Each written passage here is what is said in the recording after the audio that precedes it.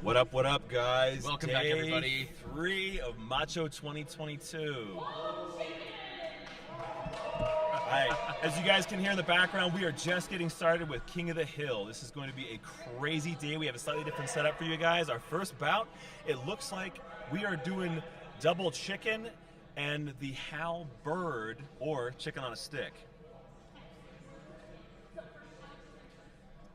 And we're taking a look over at Ring 1, formerly known as Ring 4. So guys, if you guys aren't familiar, King of the Hill is kind of a fun thing we do at the end of a tournament.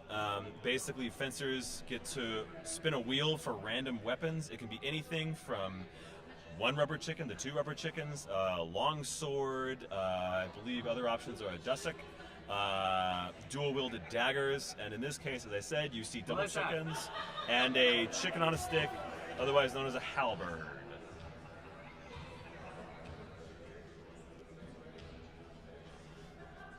Really off to a great start with both of the options for rubber chicken weapons. Yep.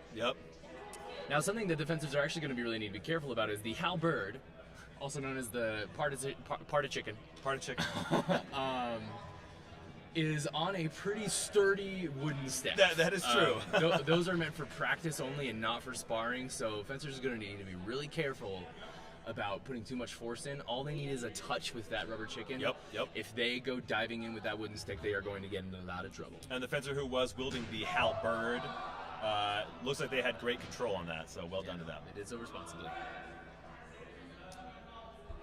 And let's take a peek over at Ring 2. Where Ring 2, we have another chicken. Oh, looks like we missed that match. Everything's going to be moving pretty quick.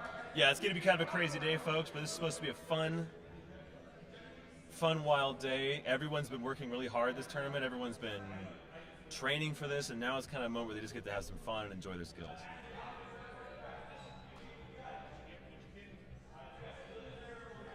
Bear with us. We're going to do a slight adjustment here. We're going to take a look at the wheel. Yeah, so there's the wheel right there. You guys can see that on screen right now. Like I said, fencers come up and they spin the wheel.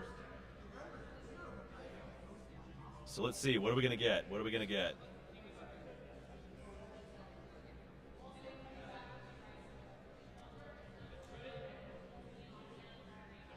The cudgel. All right, and it is the cudgel versus dual-wielded daggers.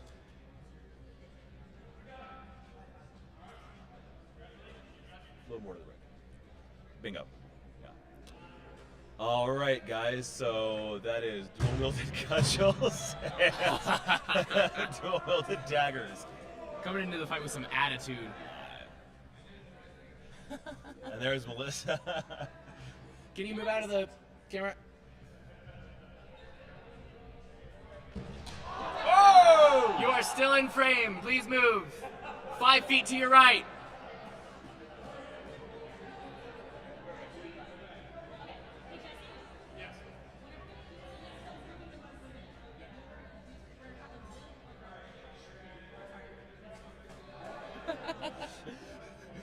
You might be able to tell we're working with a funny little camera setup today. Yeah, we've got a limited setup. This has been a technological adventure for all of us. It certainly has. But it's a slapdash kind of day, and that's just how Guy and I like to operate on Sundays anyway. We've reached the burning of the Shire portion of this story. There it is. So in Ring 2, we have dual-wielded boffers against dual-wielded daggers. And those boffers are supposed to be long swords.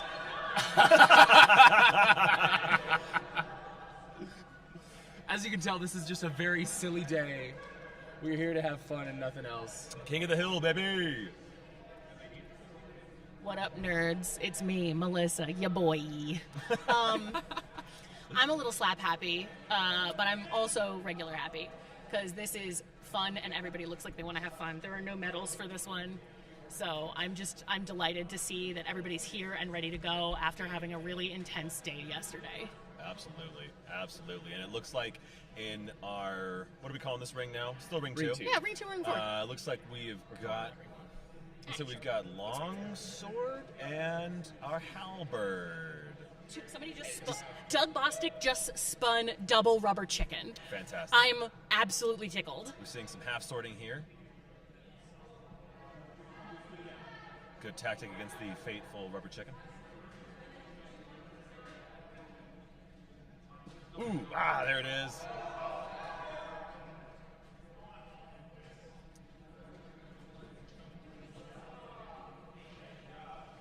So, sorry. Go ahead. All right, we're going to take a look at the other ring now.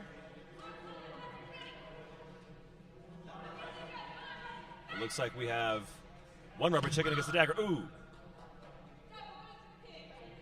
Nice.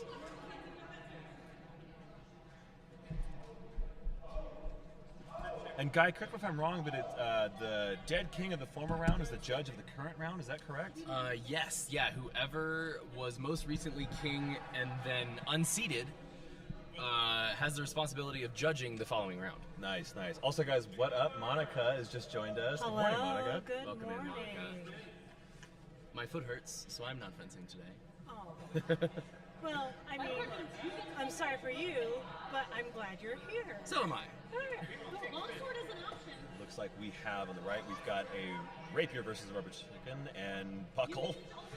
Rubber chicken and buckler. Yes! Oh, I'm so Buckler. jealous. Whoa, there it is. Oh! Hey! A nice crack to the head. Very well done by Alex. The chicken could not save him. Thank you. It's covered in swords. As it should be. All right, we've got dual-wielded cudgels against the halberd in the other corner. Oh! Oh my God, Mariana. Oh, Whoa! get in there, baby.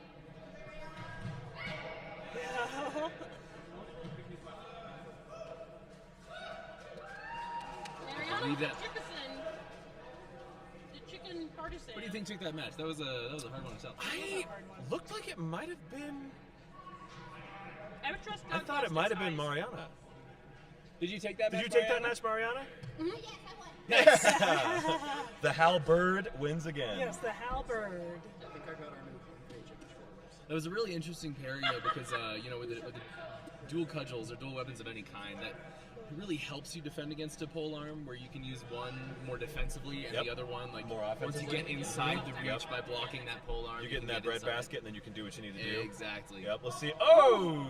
What I'm really excited to see is any iteration of dagger or chicken against the halberd. Yes. Or I was the- just going to say chicken versus chicken. Yep. Oh, Part of chicken. we have Mariana. and All Mariana. right. Whoa, Whoa! he's going in with these wild spins. On Earth. That's fantastic.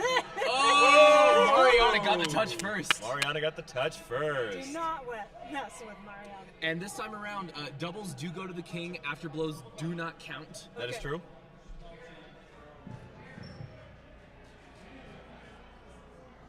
We're keeping things nice and simple. Keeping it loose and fun for everybody. Yeah, we did the hard stuff the last 2 days. We certainly did. Today's all about fun. Relax. It looks like we're dual-wielded longsword against dual-wielding cudgels in the other ring. Ooh! Judge is deliberating. And it looks like the new... All right. Well done.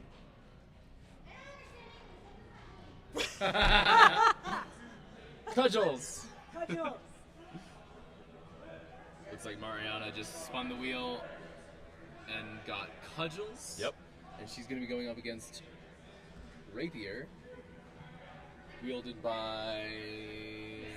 We're going to have a hard time see knowing the distance everybody's name with today, the mask folks. on. Yeah.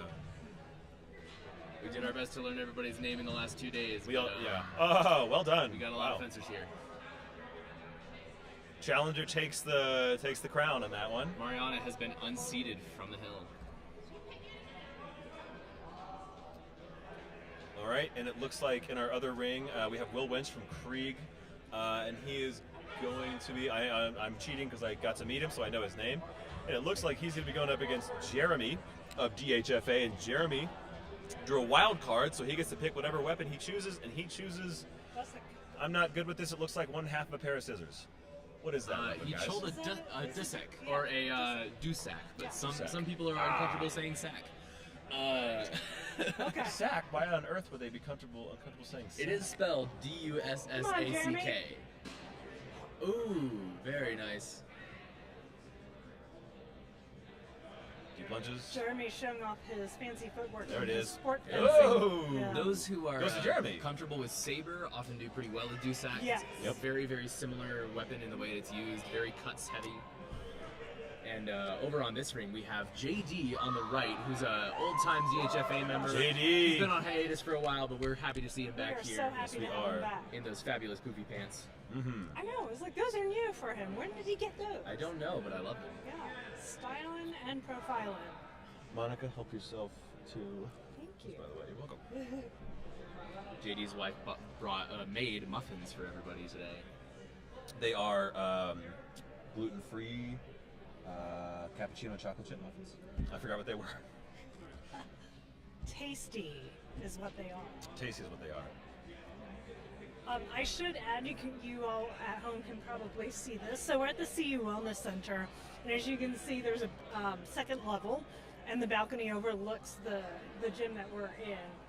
There's a CrossFit group going on, and in between intervals, they're all peeking over like, what the heck is going on down there? What are these nerds up to? Yeah, it's definitely.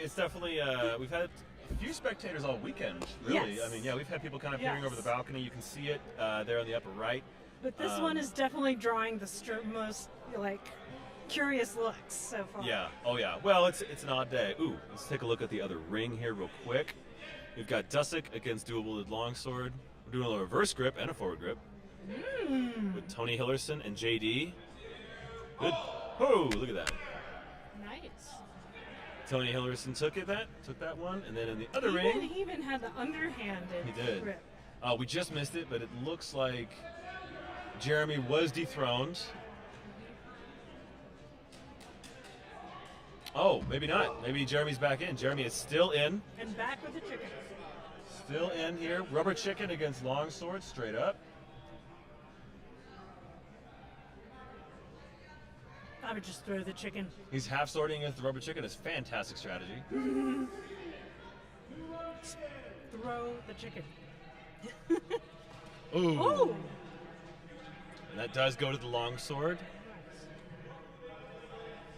And Jeremy has lost his throne. Jeremy has lost his throne. Let's take a look over at the other ring here. We have Isaac Gary with Double rubber chickens. double rubber chickens, and he is going to attempt to dethrone Tony Hillerson of Krieg School with one rubber chicken and a buckler.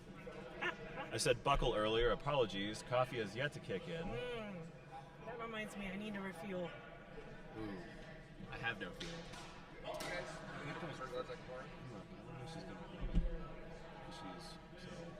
What is it called, bro? Do you guys have any long swords left at the bar? Yes, actually. By the way, David. I love this. Let's see. Okay, and it looks like so Isaac Gary is going to be spinning again in a second here, but right now we're going to see what weapons are going to be taking place in the next ring over. It looks like double longsword.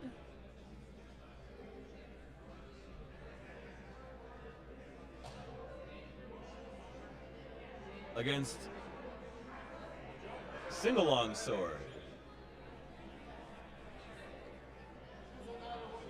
Double longsword against single longsword here in this ring.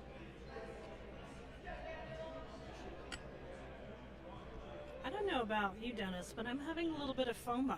This looks like a lot of fun. You know, my mind's having a little bit of FOMO, but my back and my legs are just fine where they are. That is fair. Guy and I were talking about that this morning. We are both Yes, how are you quite feeling? sore. I'm good. I'm feeling great. I'm sore. Happy to be here, and I'm happy to just be spectating on this one. Right? All right, let's take a look in the other ring real quick. Let's see what we got. We got Isaac Gary defending his throne with a dagger against Mark Smead with a double chicken. Double chicken. Going in ham. All right. Going in ham with a chicken.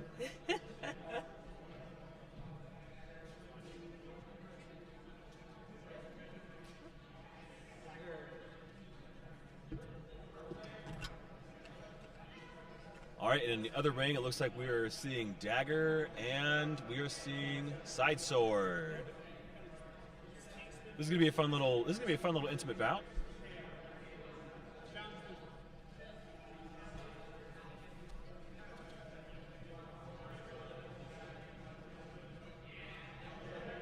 And he is reverse gripping. He is reverse gripping the side sword. Here we go. Yeah.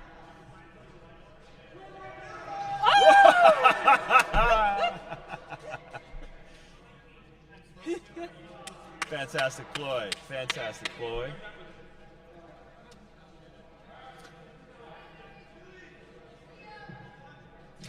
All right, let's take a look at the other ring. In the other ring, it looks like Isaac Gary is still defending his title as king. He has been going up against with two rubber chickens again. Harry comes in with the two rubber chickens, and he'll be fencing off against Haley. Haley armed with a side sword. I love you, Isaac, but I don't know. Aggressive. Haley has been showing some good stuff. Very true. This weekend. Very true, but never. Don't doubt the rubber chickens. That's true. Oh, there it is. Oh wow! It was the size. Isaac Gary has been dethroned. Let's take a look in the other ring. Longsword against rubber chicken and buckler. All right. Half sorting. Y'all, I might be buying a Fiore today, and my bank account's gonna hate me. Oh my goodness gracious! Are you thinking about that one that I saw you thinking about? It's yeah, because it's short, which I recently have been converted to using shorter longswords. You and I were talking about that. I'm also a shorty convert, so You have so much more control. so much more control, and you can feel the control. Yeah, and I just tested the flex, and Jason has approved it for club use. So Oh, great. So, you know, it's really interesting because both of you are taller than me. When I started doing this 4 years ago, my first sword was a Regenier short. Really? Yes. Because that's what Julian Blundell fights with right now. Yeah. He fights with the Virginia sword. Right. So, loved it. And then when I first started doing this, Siggy Forge didn't exist yet. Right? Yeah. So then when their swords came out, and our club the lights have just gone down, but our cameras are still on. doing their work. There we go.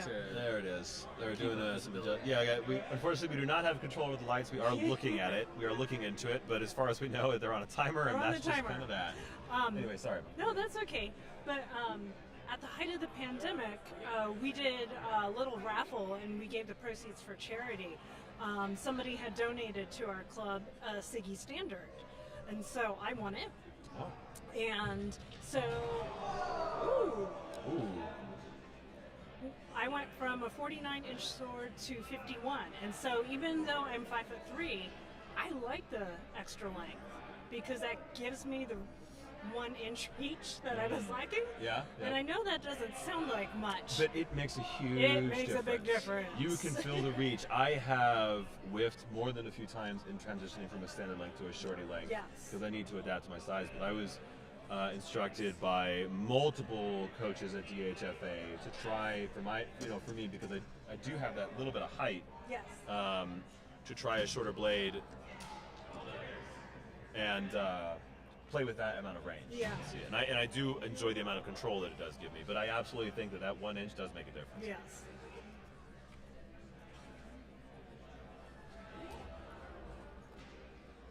All right, let's see here. I have enlisted my girlfriend to try to talk me out of buying a sword. Allie, I think that ship has sailed. I don't know if you're listening right now, but I think that has. Allie, come on. He came I over mean, here pretty. I asked her to talk me out of it. This is the ultimate test for when I'm spending a decent amount of money. I ask somebody to try to talk me out of spending it, No one here is going to do that, by the way. I do Yeah. wanna which is point why I out. had to reach out outside of this circle. My reaction to you was, "Oh, that's nice. Yes. Good, you should. Good for you." And no matter what, I'm generally a horrible influence. So my response would be, go for it. Yeah. All right, double dagger versus double chicken. Allie's in the chat, and she just said, I'm doing my best. It's a hard fight, Allie. We do.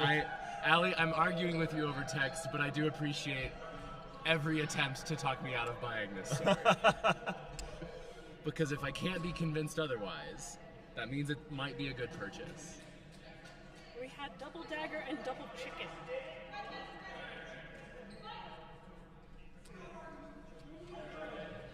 Crab stance with the double cudgel.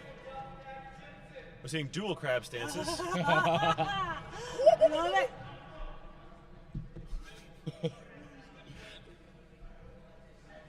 Did you just do a Zoidberg reference? Y'all good? We're watching that ring right now.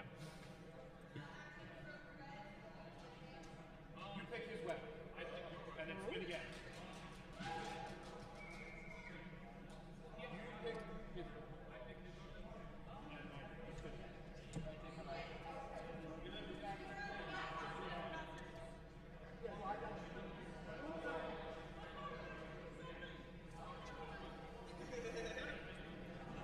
All right. So it looks like in the other ring.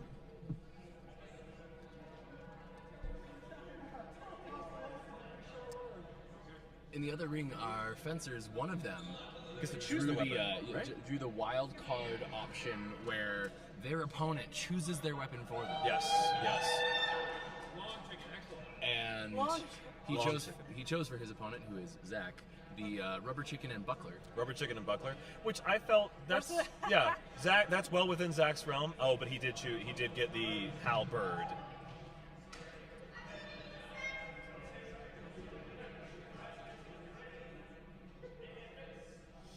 Okay, here we go.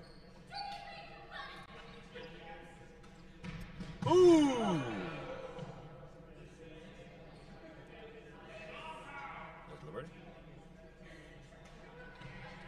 And buckler and chicken won out on that ring. And in the other ring here, we have a very interesting technique. What is going on over here? Side sword becomes under sword. Oh, that's long sword, excuse me. Allie, I'm glad we're distracting you from writing your paper. And also, you should write that paper. After watching a few more rounds of King of the Hill, of course. What is this twisty, funny nonsense going on? It's posturing. Ooh, nice block with that buckler.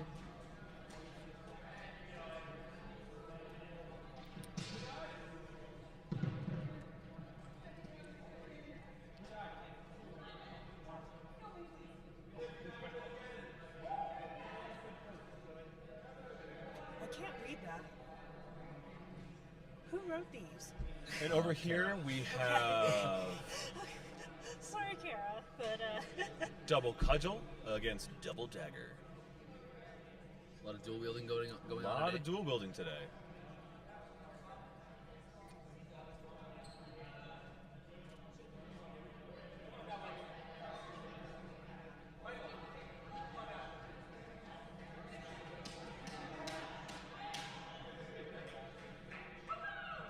Here we go.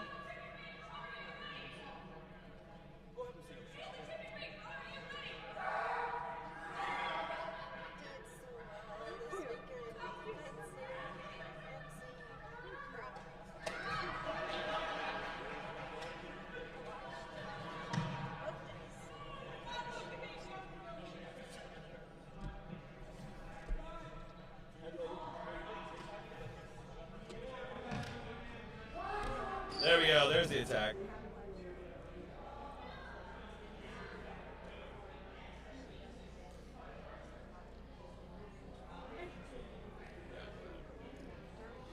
Oh, you're good.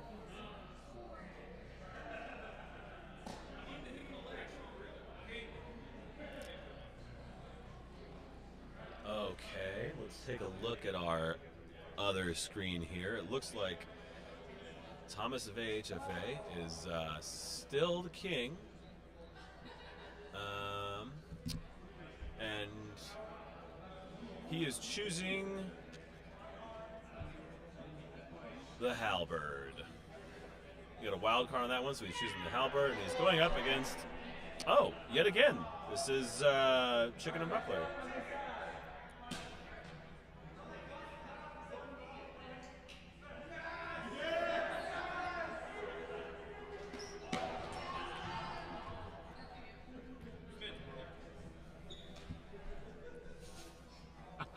Wrong camera. You're on that one. You want to try again? Now we're looking Yeah, at it. yeah. Our own Jason Behrens has tried to give us a little bit of a cam bomb, but we were pointed away, so now we're back in. Ooh, and it looks like we get to see, let's see here, we got Emma coming in. Emma gets to pick for the opponent. Emma gets to pick for Zach. Emma has given Zach a couple of foam sticks. I don't know what else we're calling those. I don't know. I think foam sticks is apt.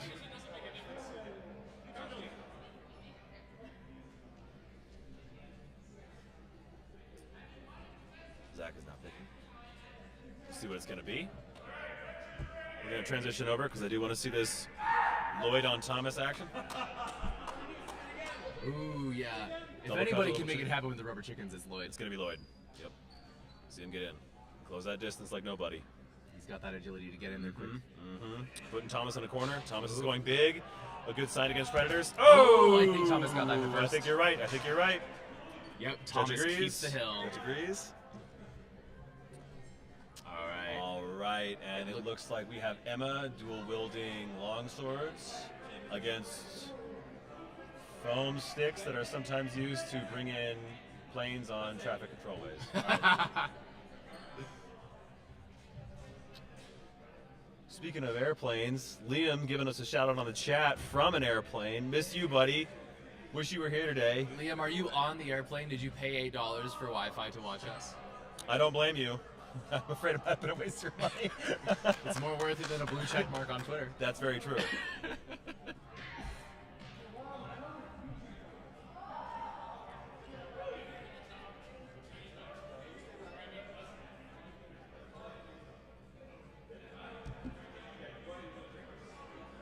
All right. Mariana is back in, and she's going to try to dethrone Thomas, the Cluckin' King. A lot of chickens during his reign. Thomas has one rubber chicken and Mariana has two. I think she has the advantage. All right, they're going into a deep Bagok stance. Thomas posturing. Turning into a dance here. Oh! Would this be considered peacocking? This would be considered peacocking. Peacocking or bagocking? Lights down And the again. lights go down again. Transition over real quick here to see a halberd against a Dusset, right? Yeah. And I think that means Emma got the hit. Emma, yeah. Wait. They are returning their weapons. Oh, we're doing. Oh, we got another round over on the other ring. It looks like, yeah, Lloyd called for a rematch, but there we Thomas took the match. go. You can tell by Mariana's upset. Yep. She should be blackcarded for that one. I mean, right? That's a absolutely card for terrible throwing abuse of the chickens. rubber chicken. Yeah.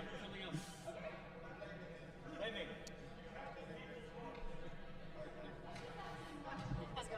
Great. It's going great. Awesome. Yeah. We're having a blast. Robert. Thank you.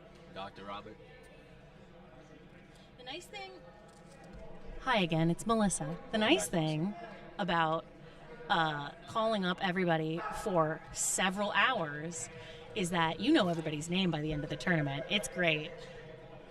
Well, we've tried to know everybody's name by the end of the It's hard. Yeah, it's hard. It's hard. Well, and, yeah, and some Nice. people today are borrowing gear too, and some people are switching out. So it's That is true. We've God, got I a couple love of this new fan additions TV. actually, like JD and Emma. We're not competing this weekend. That's true, but they have They were signed up helping out. specifically for the King of the Hill. I believe JD felt some pressure, as he should, to come and have some fun. That was actually under my purview. Those are our club members, so they've already signed a waiver Just for our, JD for our over stuff. there on And- cam right now. And also, they both volunteered quite extensively and helped out, and were just an incredible pair of hands to have Hey, JD. around. So You're they, on camera. Thank you. Sorry, Melissa, go ahead. No, it's okay. Both Emma and JD, and I think a few other volunteers. I said, hey, as long as we've got a waiver for you on file somewhere, please come and fight. Come and have fun during the Goofy tournament. We do this sometimes on random Saturdays. Very true. It's delightful. It is an absolute delight to watch. I have a lot of footage from our last one, actually.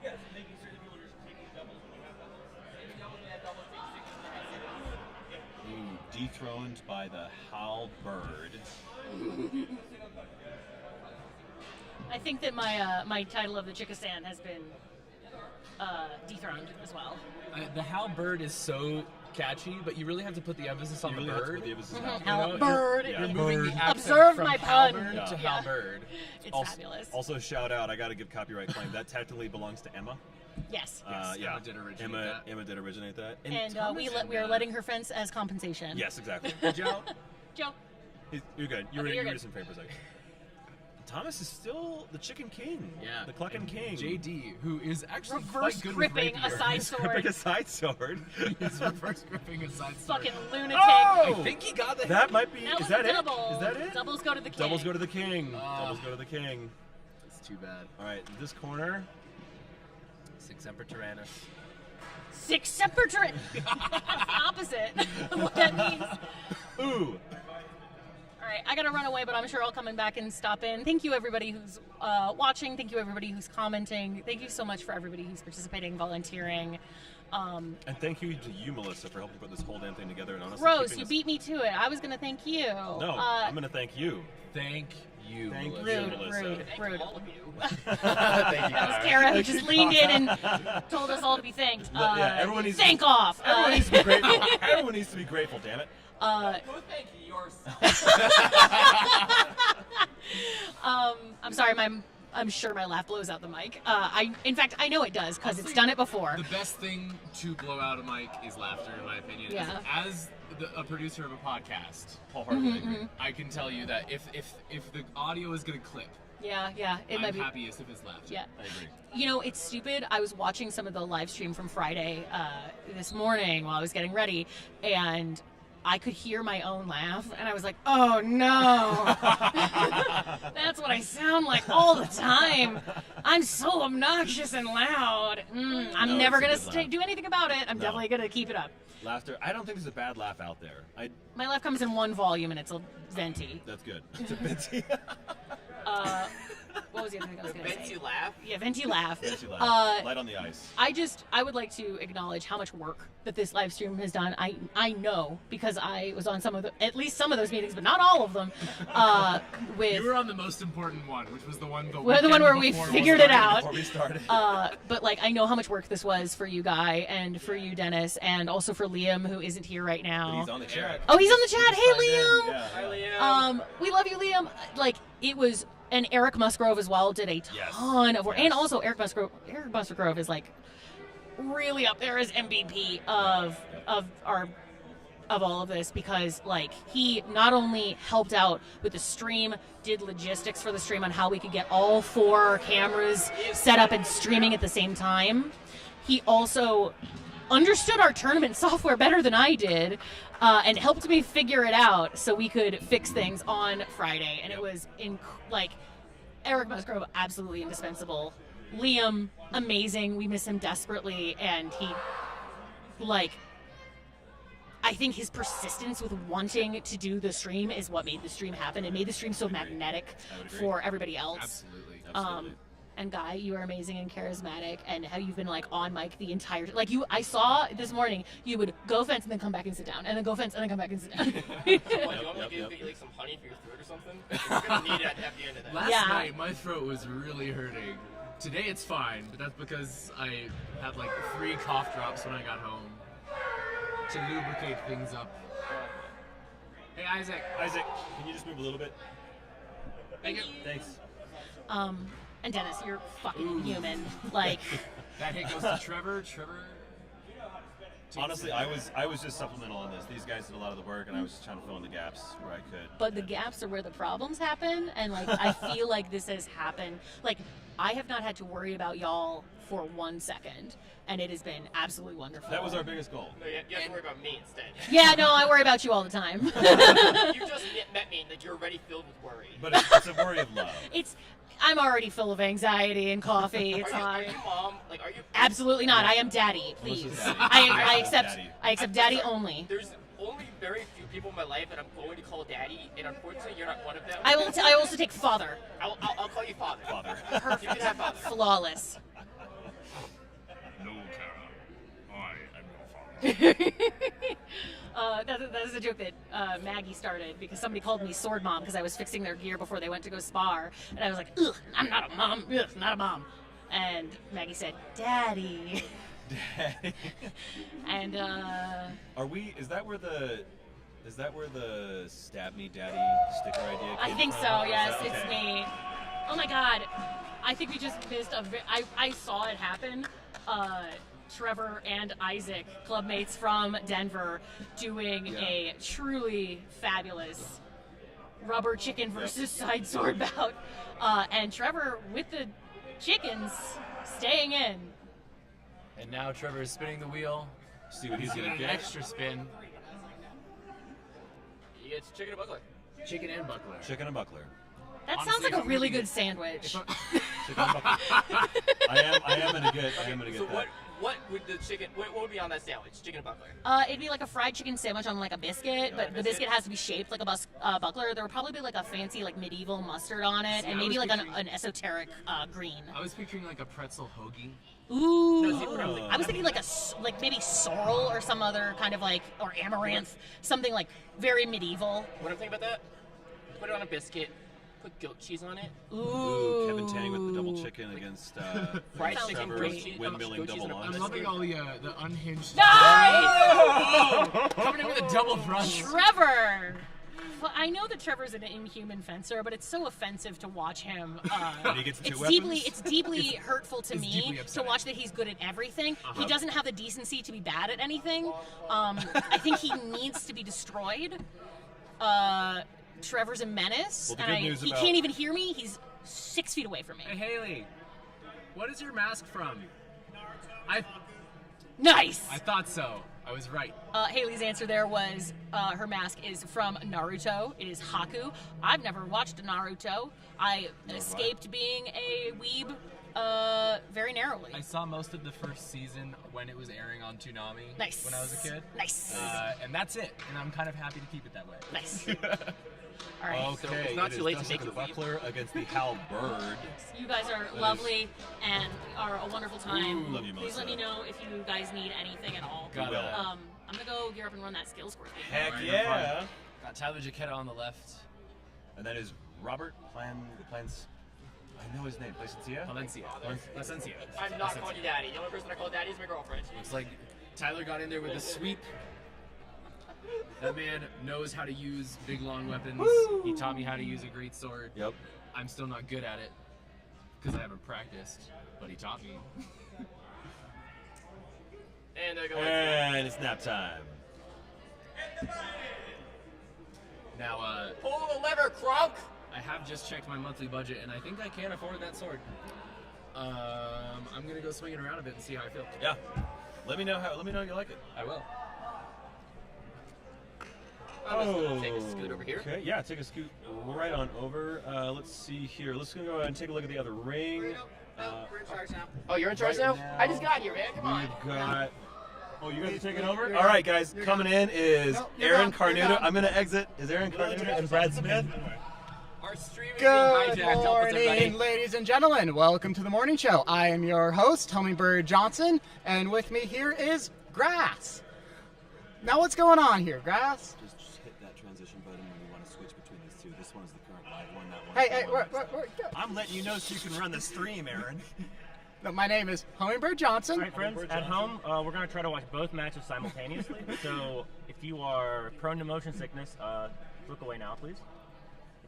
Oh, looks over there in ring. I don't know. You're flipping too quick. All right. Looks like we got Homeboy in gray. Not sure what's going on there. Oh, Homeboy in blue. Don't see what's going on there either. We probably should watch Evangelion instead. Look at the ring we have focused right now. It's just a riveting match. It Isn't really that? is. Just absolutely riveting. Oh, and it looks like the match is starting now. So let's transition on to the next.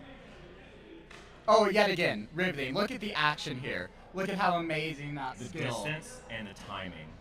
Just absolutely. And whatever the hell that was. All included.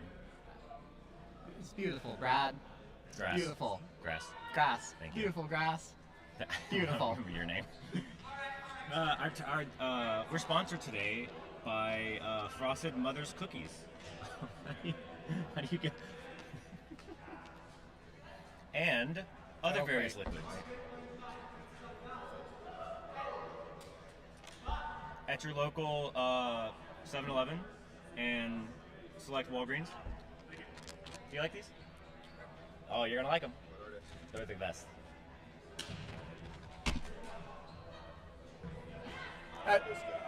And our resident European has just referred to these as biscuit, which clearly Is wrong. unconstitutional. Unconstitutional. How dare he come to this country and use his foreign words? This is America, Keith. Speak American.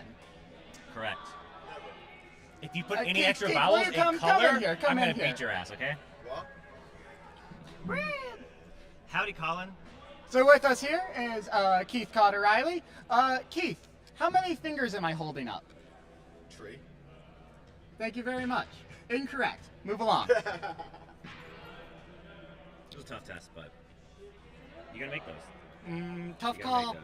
You know, out here on the floor as a judge, some tough calls just have to be done. Like they say, it's not what happens, it's what the judge sees, right?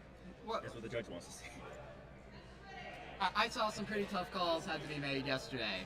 I saw you smack a guy in the leg, perfectly clean hit, and you know what the judges called that? Perfectly clean hit for you. Such a tough call to make, Incredible. isn't it? Incredible. The fact they didn't bring back Keith. No, Keith's dead already. I'm sorry. His potato is spoiled, as it were. I do want to make a shout out to our audience there, Mr. Vredenberg. Where the fuck are you? Weren't Yeah. you supposed to be here this weekend? Well, if he's like on the other side of the thing, he's like, Or are you just hiding in the bathroom watching the stream on your phone? Colin, if you're in the bathroom watching the stream, type 2, and if you're at home, type 1. Bathroom in the venue, type 2. At home, type 1. Well, let's focus back on the action here in the ring we are focusing on. Oh, little bunny rabbit we have there. 1/3 of a person with a longsword, and then a person that appears to have impaled a chicken on their spear. That is just horrible. Do you think they had Chick-fil-A for breakfast, Grass? I don't think they did. If they did, it would have been really cold because they're not open on Sundays. But Oh, that is a very fair point, my good friend. Have you broken anything yet? hopefully so. You think of it. Signing off. You have a wonderful day. Oh no, I'm going to check out the swords. The Hummingbird Show and Grass Show brought to you by Circus Animal And those Cookies, liquids. Keith. Cookies. Thank you for your time. What do you want to sit? Is this your seat? Is this your seat? Go to your seat. Pick your seat. Okay. Is that your seat? Okay. Yeah. Yes. Are Yes. these Yes. open? Yes. They're They're open. open. Delicious.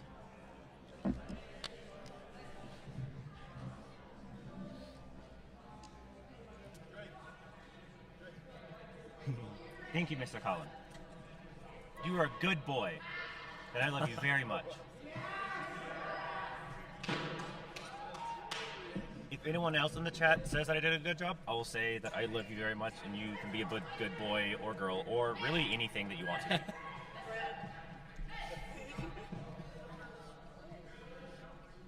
Do you want to mind the stream? Yeah! Play with swords. Oh, okay. I call that one the lo pollo. Pollo's Spanish for chicken, right? Say what? Pollo, Spanish for chicken? Pollo? Yeah. I think Sí. that's. I think that's specifically like cooked chicken though, Really? like poultry. If I am cooked, do I get a new name? It's like the difference between pork and pig, you know. I guess so. We call him a porker. That's a cool background. Thank you. It's a screenshot from Hyperlight Drifter. Yes, that's what it looks like. I am looking at the translation. In real time with the technology. Pollo. So it says pollo, and it doesn't give multiple. But it is like, I think it's Oh. like consumed chicken, right? Like it's like Gallina is hen or chicken or fowl. gallina or sissy. I don't know. It's been years since I took a Spanish class. Bonjour. Welcome back, Art. We have Mariana versus what looks to be one of the Atlanta nerds whose name I can't remember. Yeah. He and I had a good fencing bout yesterday. Not as good as ours. That was a tense one. Oh my god. That was intense. That was possibly the tensest match I've ever had. Oh no. Oh we yeah. have David Rowe on the spinner, and he appears to have rolled a cudgel 2. Cudgel 2 factorial, which is only 2, so... Here comes Doug. Oh. Ooh! He gets in that stab on the back. I hope that didn't hurt. Oh yeah, Mariano looks fine. Hello, thank you. It's good to see And you. Mariana dies dramatically. Checking for a pulse. I'm very tired. I know. Mariana has died. I just wanted to tell And you she's back up. It was really awesome watching you. I'm sorry, I'm very emotional. Also, Doug got the side sword. We were watching that, but it looks like he's gonna have the side sword against. Yeah. Let's go I don't remember his name.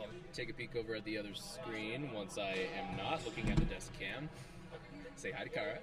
So I'm gonna be back out there a little bit, but honestly, doing everything this weekend, my muscles have turned into rock.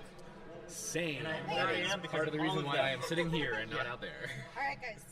Take care. Hey. Kara, I'm Heather. I didn't get to really actually meet you, but I did Alright. see you in the stream. I'm Kara. I'm a problem. So I know you that way, and you did a great job. Thank you. Oh boy, here we go. So we got Do we need to? Doug in a side swords over? with the facing a. I don't know his name, but he's got the cudgels. Look at this. Cudgel versus side sword. Oh! Colin, that's for you! That was quite the snap I heard. I think he got that too. Yeah, he got it. Sliding shot to the knees. Give Doug something one-handed, he's just gonna be a problem. Give him something two-handed, he's gonna be a problem. He's just such a good fencer. Culo de pollo? What's that? Culo. Is that a bad word? Colin, you make me say a bad word. We're getting banned. We have 12 viewers. Look at us. 11 now. After I said that, yeah, one of them ran away. Whoa, It's okay, whoa, whoa. you're shy. Blah, blah, blah, blah, blah. And Doug, he rolls 2 rubber chickens. a rubber chicken. Oh god, we got Two two rubber rubber chickens versus chicken and buckler. This is gonna be hilarious to watch. I've really been appreciating the sheer amount of chicken wielding we've seen today. There is, There's just a ridiculous amount.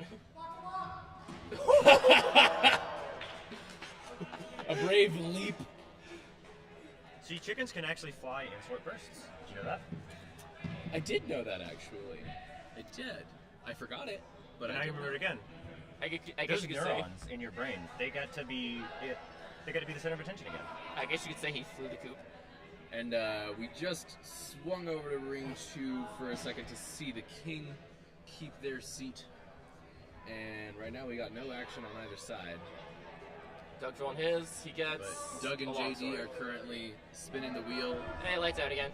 A cloud. It's a cloud. It went It's in just a front of cloud, the yeah. lights. It'll pass. Yep, there we go. See, it's just really windy out there. The cloud just blowing by really fast. It really is. That Denver, known for its air currents. All you need to swap cameras is just hit Transition. transition. I'm gonna go look at a sword. Okay, go have fun with the sword. Hopefully, we won't get stolen out of our seats again. Stare. Do not acknowledge. What, you're not gonna acknowledge that? I don't have to, no. It's a tournament. I'm not acknowledging. I don't have to acknowledge anything. Feel free to have some circus animals. Wait, do you want me to stay awake, man? You're putting sugar in my face. I'm already drinking Dr. Pepper. Them program brought to you by I'm scooting here. Mother's Frosted Cookies. Circus animals. very good, and probably contains all the saturated fat you'll need for the next week. It's great. All right, back to Let's some take a action. check, shall we? Let's see. Total fat 8% in one serving, but there's approximately 9 servings per container with 7 cookies. How many have you eaten today? So there's 9 servings, 7 cookies. So half a serving would be, or half of the bag would be 4.5 servings, which is putting us somewhere in the 30 range. So yeah, And you've I'm eaten not about doing decimal math. You've eaten about like 32% of your daily fat today. Excellent. Well, I wish we could have seen that on the other screen, but maybe it's better that you didn't. Hopefully that would not inspire anyone to do anything. Honestly, it looks like that side's being the most dramatic about it. It really is. We're here for... Oh. And now it's nothing again. So let's see. And now we have... So far, for those of you that haven't been here the whole time, we still have Tyler as our longest running king so far, I think, was it, right? I have no idea. I don't think he actually know what's lasted going something on here. like 20 rounds or something. He looked exhausted. Perhaps he some went head through trauma. an entire rotation of ring 4, which, that alone. What do the folks at home think the most powerful weapon is in this whole ordeal? It's got to be the spear. You think it's a spear? If you get anything shorter range than like the long sword, the spear's gonna win. Especially if the king gets a spear, he doesn't have to do anything but just afterblow you. However, double daggers, I feel like, is perhaps a counter to spears in a way. No, single dagger. Half sword and long sword as well. I think the single dagger would be the better because if you have the 2 daggers, you can't grab the spear. He's one-handing that long sword pretty good though. Double goes to the king though. Yeah, one-handed is a D8 and 2 hands a D10 for a longsword. So he was. I wonder what half sword and long sword would do. Do you think like add accuracy, but like reduce the damage? Does that consider two-handed? It would still be two-handed, but like I think it'd do less damage than like making it like a slashing weapon. Perhaps you would. I would say you have a higher to hit with lower damage. So basically, since you're trying to, that's a way to counter armor is half swording. For Colin in chat, no, you can't throw any weapons in this, unfortunately. You should have seen the looks on everybody's face when. Very good job, Keith. Very American. I appreciate that. You're back in my good graces. You had just about everybody in this queue very upset. You can have your citizenship back, I guess. And as soon as I say you can't throw anything, everybody leaves. Go figure. So let's see what's going on here. What we're looking for. All right, this one we have longsword, but bad. Very fun. Oh God, what's going on? This is like the most Italian shit I've seen today.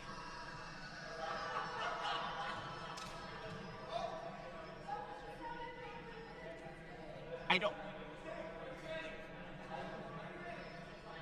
Why is Mariana giving CPR to a rubber chicken? Well, from the way the animals have been treated so far today, that's probably what they need. Probably for the best, yes. At least someone cares about them. Call it tenderized.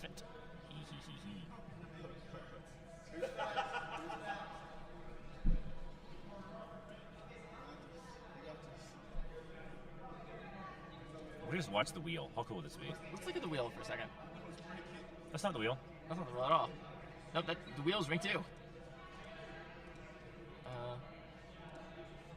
Well, if it suddenly transitioned to something we're not trying to do. That's not it. Hey, we're on camera. Hi, Colin. Did you transition over to us? Yeah. Oh, well, I wasn't paying attention. I just saw my face on camera.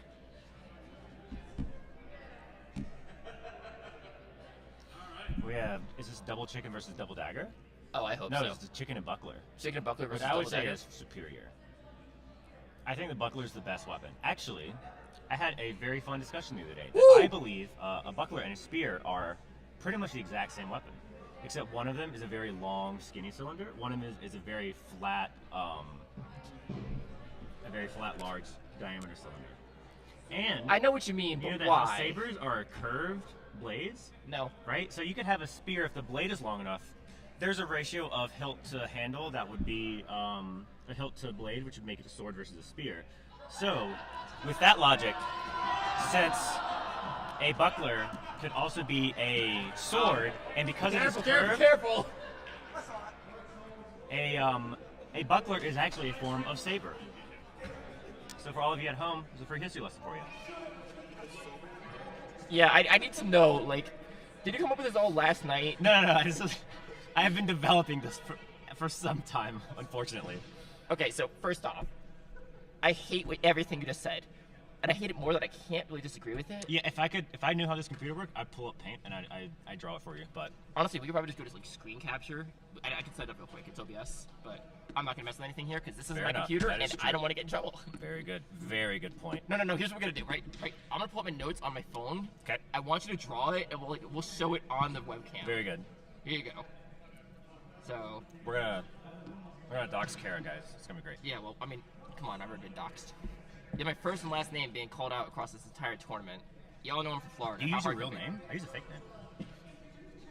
I mean, I'm trans, so my legal name is different than my current name. So take that as you will. That's true. All right, draw as you will. You know how to change the color on that? All right. Not really, but all right. So Oh boy, it looks like it's Tyler and Buckler. who came out of this on top? Was it Doug on top?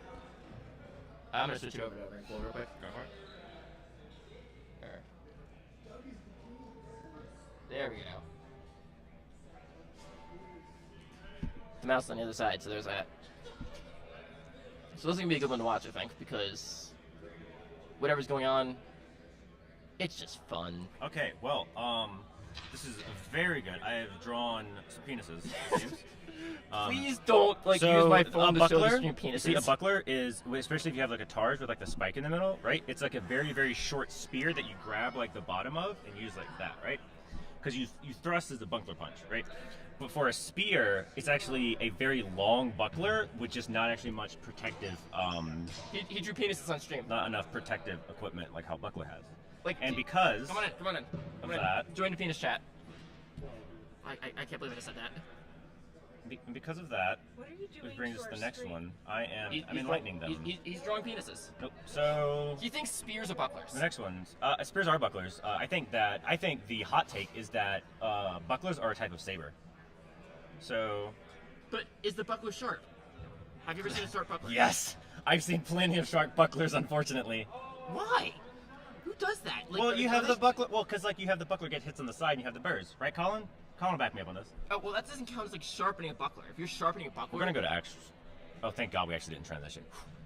Oh, did you? You guys, I never showed any of this on stream actually. Okay, Thank God. I did notice that you actually. I wasn't going to mention that you did not have Plan. the screen transition. So. Land. Thank God that you guys are just hearing us talk about penises and didn't actually see Hey, it. everyone, you could have imagined it. You were there. And Colin's talking about tall hopper, so let's not sharpen our shields for dueling at least. That's correct. The offer's actually kind of that'd be an interesting one. I know people. That'd just be a like a square or like hexagon. No, I got you. Cross section spear. I got you. I got you something. Right. Wow, that looks like I'm back. All right. So if you've been deep in the HEMA archives, which We have in pink socks an abomination against God. excuse you, And then a normal human being in red. do you want to see my socks right now? Look at my fucking socks. Is that an abomination? Not as much as that one. That's fair. I would unironically wear those though. And Tyler reclaims his throne. Go fucking figure. Alright, can you pull it back to us on the screen real quick? I want us to have this excellent look at this chicken. Oh my God. Right, this no, thing. you have to see it now. Yes, this is the So go ahead and transition it.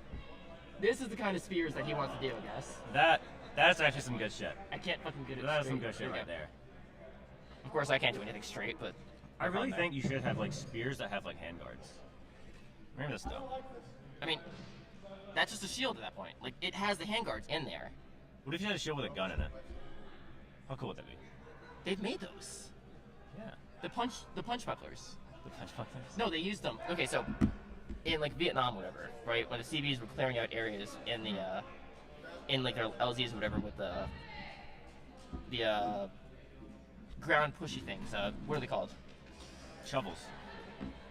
Well, yeah, but put the shovel on a tractor, Oh, not an excavator. dozer. Bulldozer. Yeah, that's it. There it is. Basically, people would come up to them in the cockpit, right? If the VC got it on them, they'd pretty much rip them out and do whatever they got to do. So basically, what they do is they put a plunger on their fist, and attached to it was, I think, a 1911 or something like that. And they basically put a gun on their fist where they could punch somebody trying to break into their bulldozer in the face and shoot them that way. That's American. That's the most American story I know of. I don't know if that's true, but that's what I've been told. Which, That's not the right button. God, lantern shields. Shout out to Steel Ring Academy. We're trying to do that, and we keep getting shut down. What we got going on over here? We have 2 mallets and 2 long swords. long swords. Which I'll say this is an excellent description of my. The mallet is closer to the buckler, while these long swords are closer to the spear, in the buckler spear continuum. Here's the thing, though. Blocking with the spear, you're blocking with the haft. Are there any apple juice fans at home? I love apple juice. I've had apple juice from 2 places this morning. Okay, so you have ADHD, understood? You went from buckler to apple juice at like the drop of a hat. Like, I know, like, you're in HEMA. If you're in HEMA, you either have ADHD or some form of autism. You have to, because all the fencing is pattern recognition and pattern breaking. But you have to be empathetic about what the other fencer is thinking and feeling to manipulate or use that, however you want to word it. Oh, so is that why my autistic ass is bad at this? Maybe. You need to know if your opponent feels brave or if they feel scared, they'll fight different. And you can do things to Ooh, perhaps that hit was them. snappy. I don't know if you saw what was going on there. Mistake. Got the cut in between the 2 cudgels. Cool beady boys. I don't know if that was called 4 against the king, but I saw the cut go right in the middle of that. That was pretty solid. All right, we have double dagger versus double chicken. No, it looks Let's like see you if did Cameron will actually murder a child on stream. Incredible. Let's watch. And he murders a child on stream. You bought a sword. What did you get? Get on here. Show the desk. You bought a sword. Show sword. You didn't transition again. God damn it. You bought a sword. So I bought this Purple Heart Fiore. Is that the tournament one? It was actually forged from Fiore's bones. It's incredible. Yeah. I've been looking for a shorter blade recently after. Hey, what about my mini? Trevor Jones. No, because I just bought this. Trevor Jones. Yeah, Trevor Jones. Who's on camera now. He converted me to shorter blades because it gives you so much more control. You know, it's just a lot easier to manipulate the blade. So this is like a 48-inch. The halberd's back. Oh! Halberd. I'm sad we missed that. Halberd. That was like 4 different. Yeah, halberd. Because it has a bird on it. Yeah. And I just received a text. I'm sure it is either my girlfriend or my family telling me I am a fool for spending this money. Yeah, that would be the immediate reaction. Yeah. Is it? Yes. Of course. I did enlist my girlfriend to try to talk me out of it, so her frustration is earned. Hey, Rebecca, let me buy a sword, please. I don't know if You you're have watching a this. short, or not. curved spear. Oh my god, stop. He thinks bucklers are spears. Bucklers are spears. What? So a buckler, right? So a Here we go buckler again. is a very is a pretty tiny flat shield. with it's a cylinder, right? It's a cylinder with a large diameter and a small height, right? But what And about a those spear, wavy bucklers? A spear is actually just a long cylinder with a very small diameter. And since spears, you could argue that is it a Holy shit. I'm so sad we missed that. Guys, wow. look, something really cool happened here a second ago. Just imagine it with us. Okay, so basically, fighter in blue. Is that Lloyd? Yeah, Lloyd. That's Lloyd. Got this overhand chop blocked from the spear, ran in and stabbed his opponent in the dick with a chicken. That's correct. That's control points. You have a sword in your hand. This is when you bought it. Yes, he bought a sword. Veronica, wave to the camera. I didn't have to pay for shipping. Say hi, Veronica. Strike a pose. Do something weird. Ashley, say hi to the camera. I'm going to transition really quick before she gets on. Okay, that was a close one. You got your shoulder Oh, frame. that would have really So would is have it- had to there's her shoulder? spike up that rating. Okay. So what are they fighting? For this ring, we have We have a cudgel. 4 involved. swords and 2 people. So that'll be fun. No, it's a single cudgel. No, I'm talking about Oh, that, this one? the Okay. ring that's on the Oh, it's the Chimera. Oh, here we go. They're trading swords and everything. Very, very sportsmanlike. It's like a rave up in here. Also need some glow sticks on this. And doubles go to the king. Something happened. We're gonna. This one is single cudgel versus single cudgel. The old caveman, as it were. Or this is cave woman. Cave women. I guess you don't have to fight in a cave. You can fight probably where you belong. So, counterpoint to your buckler argument. If you're doing that kind of logic, this building counts as a cave. It does. Okay, I can argue with that. You can recognize that? You could. They are both made of atoms. That is true. Colin also raised another good point. All the way back here. I'm going to put it back on us so we can argue. We can argue the merits of this place being a cave. So, I'm trying to think. What is the What is an what is the cave? Right. What is the cave? In that little thing with the cave and the shadows. What does a cave look like? That's getting very meta. That's a hole in the ground, effectively. Hold on. Let's get it back over there. What's that? That's ring 2 over there. Alright, we'll get to the chickens real quick. Got a little bit of this. They're just making noise. High and low, but I don't know if the thrust got through the middle. Honestly, the fact that we're talking about thrusting with chickens, at what point do we start calling them cocks? The limbs. We're not doing any of them, it's just getting the hill. We probably should have thought about that. Alright. In this ring, we have some people. I have the mouse upside down. No, I don't. No, you're good. You're good. You have longsword versus. Oh boy. Longsword versus Deuce-Second Buckler. The Deuce-Second Buckler looks like a 1. She is using it left-handed for some reason.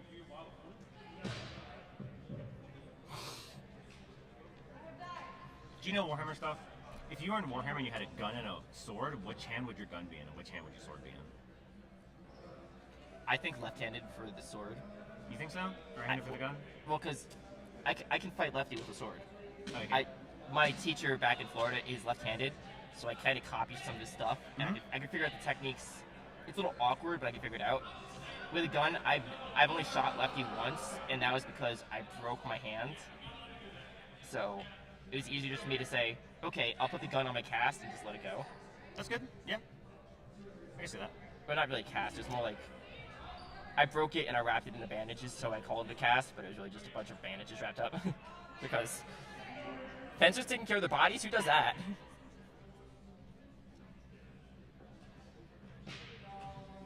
We're seeing a mirror match last time, except yes, he's got the longsword again. He's using it one-handed, which is probably no, now he's back to 2. Keep going. He's just getting the. That was very good. Unfortunately, he's fighting someone from a club that actually has sword and buckler classes. He has somewhat of an idea of what he's doing. I gotta start getting into bigger clubs around my place. Florida is so swampy and humid. Yeah. Full of reptiles of various forms. One of them is even our governor. It's true. It's very true. I mean, he represents his constituents somewhat. You see, the Finsters have marks on the backs of their jackets. This means you're standing in the camera. You want to move? Yeah, both of you. I want you more in the camera. No, no. Both of you face the camera. Squat down a little bit. You're too tall. Squat down. Yes, you squat down. You're right. And then do a little anime pose. 3, 2, 1. Say weeb. That is, that's anime, guys. That's very anime. I'm surprised we haven't heard any Sword Art Online references with the 2 long swords. They might be making them, but we just can't hear it through the masks. I don't even know what Sword Art Online is. You know, I wish I had that level of ignorance. I really do. I'm just living in bliss right now. Is this serious? You don't know what it is, or? I thought it was like an MMO or something. Okay, so it's an anime about an MMO. Very good. Except they're trapped the wrong way. Effectively, imagine you're trapped in EverQuest, and that's pretty much all you get. You're trapped in EverQuest without magic or bows and arrows. You have to fight with swords or melee of some sorts. Oh, you hit the lights. They're all shattered. The fact that There's works. glass everywhere. The fact that all works. over the floor. But it's fine. I'll get cleaned up just in time.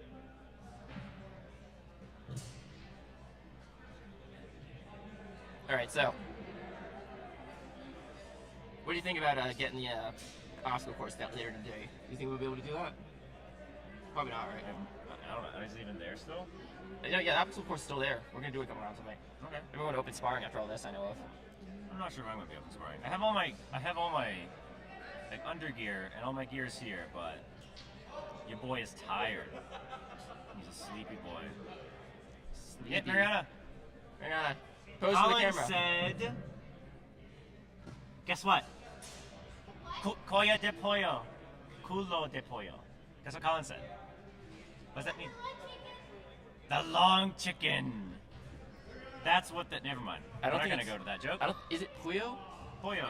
I don't. Listen, I may be from Florida. That doesn't mean I speak Spanish. We have had this. We think we looked this up earlier. Pollo is like poultry to us. Okay. While chicken is like something else. And the chicken is actually taller than the small Mexican woman. She And appears she's to being be kidnapped. kidnapped. Well, I guess some people here have been practicing tall hopper. I do not believe that paying off mercenaries to kidnap and ransack your opponent is not against the rules as written. So this may be in the HEMA world. There are many times that the first time a major offenses So I think this occurred, it gets a name.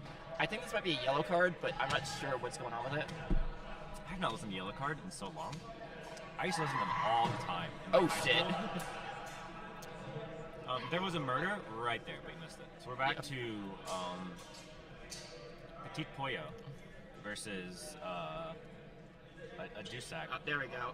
Stabbing. He has been stabbed. You ever think about like how like people dying of sword wounds back in the day? That must have been awful. That would have sucked so bad. Dude, I just would have gotten stabbed and I'd be so upset. Like nowadays, like we all have fun fencing. I saw.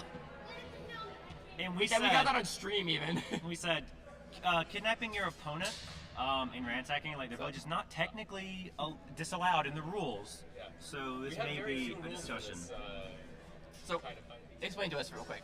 There's some people with 4 tallies on the back. Is that their last life when you're on the 4th tally? How many they have slain? Yes, you have 4 lives. So once you get to tally 5, you're out. Correct. Okay. I believe that is the case. This is how real life works. Yes. Yes. Say hi to Colin. Yeah, let me get out. Let me get out your way. No, you're fine. I was just kind of moving that away from Well, it's empty can, so. Oh god. And There's in, a duck! you know, Alright, goose. I know we played Duck Duck It's Goose. been a but- pleasure. What, you getting out of here? Stepping off. Yeah. Mariana. Colin said toe shot. Colin says toe shot. Even though toe shots are Yep. kind of against the I'm rules. gonna go of do the hood rulebook. rat shit somewhere. Did you say go do hetero shit? The hood rat shit. Or hedonism shit. One of the two. Hedonism shit. I'll figure it out when I get there. Well, invite me if you do the hedonism shit. That's I do, a yeah. good time. I'll send you an invite. We had a lovely time stream. Chat, it's been great talking to you. Let's scoot on over so I can get Guy back in the picture here. Guy, welcome back to the stream. Hello. Are you done being yelled at by your girlfriend after you bought a new sword?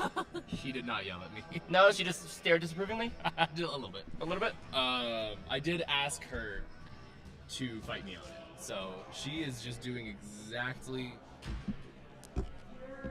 what was appointed to her. The fight you part or the, like, is she gonna grab a sword herself? Because, honestly, that's some pretty good couple building stuff. Like, Oh yeah. give your yeah. partner a sword.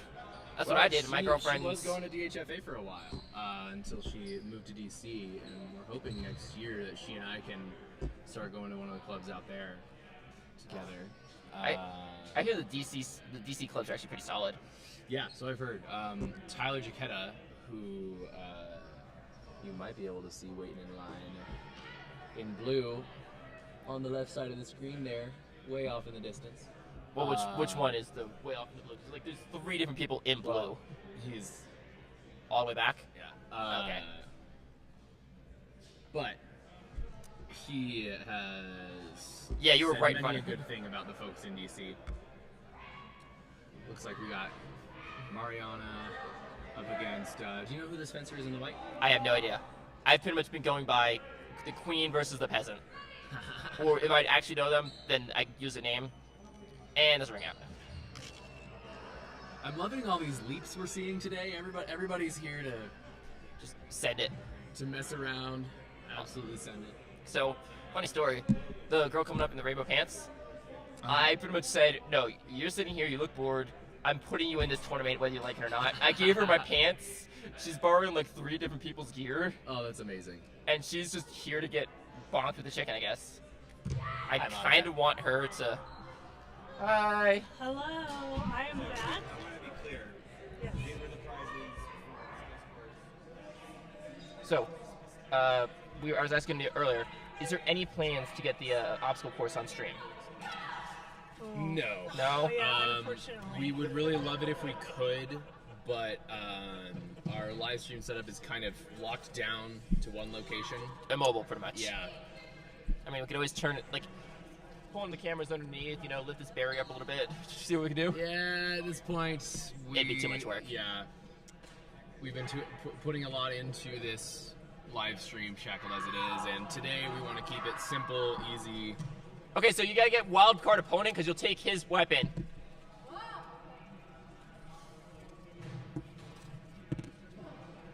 Longsword. Oh my god, that's amazing. That is fantastic. Just grab the spear and stab him in the face. That's all you gotta do. Monica's been taking some photos today, and she just showed me a The very leap of faith. kick-ass photo of one of our fencers leaping into an attack while the other is meeting them with 2 longsword buffers. I haven't shot with my camera in, gosh, 1.5 years. So I'm kind of happy. It took like a number of photos to get that. I gotta get myself a better camera. I do all my club's social media pictures. Okay. Not all of them. I've kind of been slacking because I've been tired. Yes, But we all a can lot, relate to that. a lot of the stuff that goes on the social media, it's either me or a club mom that's taking those videos. Yeah. So let's scoot over a little to bit. get Monica in frame. So I do all the photos I take with my phone. Oh, So I'm like kind of wishing I had something better to do it with, but it's also really convenient because I could just say like, of course. okay, here's up the stuff. We'll put it on the shared Facebook chat, and it's just super easy there. Yeah. Yeah, and you don't have to lug a big, big camera around. Yeah. You can But just at the stay same in your time, pocket. it's really convenient. Yes. It's convenient, but I'd also like a better camera so I can like do that. But honestly, our facilities are just a lot smaller than anything in here, so it's like Right. we don't have the room to do these big pan shots. We have to kind of be narrow with it. Nice as those would be. Nice as those would be. Like here, we have so much room. I don't know what DFHA is. However it is. DHFA. DHFA. Words are hard. Oh my god. Yes, they're hard. Especially after, 3 days of fencing?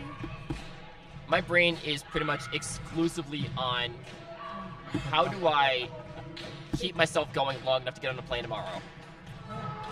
Oh my! Oh. Coming on in. The king dove right into that one. Yes. So you got our mentor following around. Hey, Jason. Can you ask this fencer to move, please? You're almost done with it. You got this. Don't worry. Thank you. So here we got the honey bear in the stream now, Yep. Honey bear. Tyler Jaquetta, also known as Honey Bear. and he's already out. He's down to his last life, I believe. You were able to see that on the tape? Yes. Yeah. Plus, I mean, we just watched it happen right in front of us, so. Oh, fair enough. I have not been keeping track, though. I just saw the tally. And right Honestly- now, the wheel is being spun.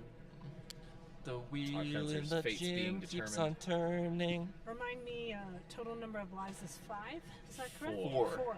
Okay. Or maybe it is 5. Hey, Jason, how many lives? 4? 5? The total of 4, so there's on their 5th one is when 5th mark knocks it out. 5th mark is dead. Yep. Thank you Okay. both. Nap time. Hey, can we get this guy out of the frame too? It's alright, we're watching the other Okay. screen now. Thanks, Haley. You're totally fine. You're all good. You're totally... You're literally the 900th person to do it. Yeah. We hold it against nobody. Nice. Did we lose Dennis and he just left all of these fabulous muffins at his wife? His wife brought those for everybody. So. Ooh, dagger just won versus side sword. That was pretty impressive. It was always fun to see. Like he grabbed the hilt and just stabbed him in the gut.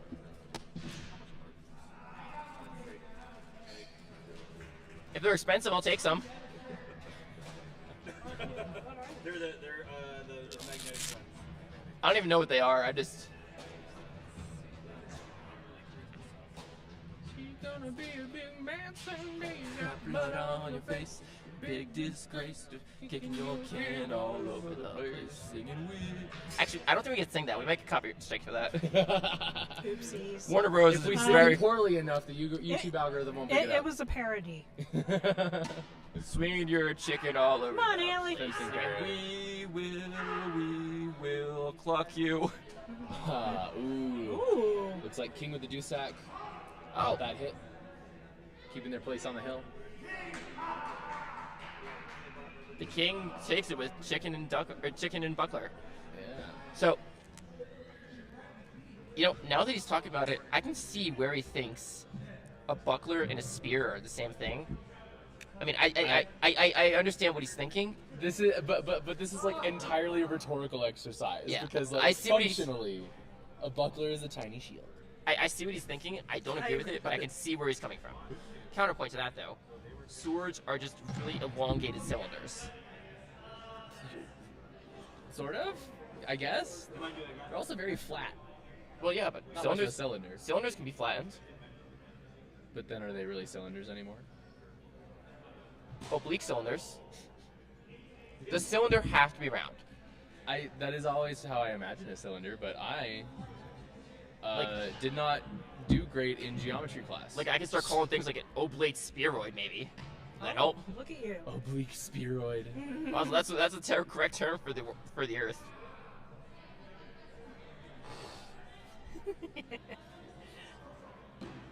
Oh! Woo! This guy in blue wiped the floor with me in the open Michael open longsword. Conrad. Yeah. He's a good fencer. I mean, we have lots of good fencers here. You think? I mean, just a few. I mean, And we have by people that from I all mean over. a whole heck of a lot. And let's see, over on the other ring, we've got, I believe that's Cameron on the left. Mm-hmm. And Fencer in white on the right. Fencer in white, and Not sure. there's a lot of crossover. I think a lot of people are about at that point where they get knocked out. I think we're all getting to that. I still got a couple lives left, so I might sneak back in there because I'm fresh. There's Isaac. His last life. Leaving it up to the double chicken.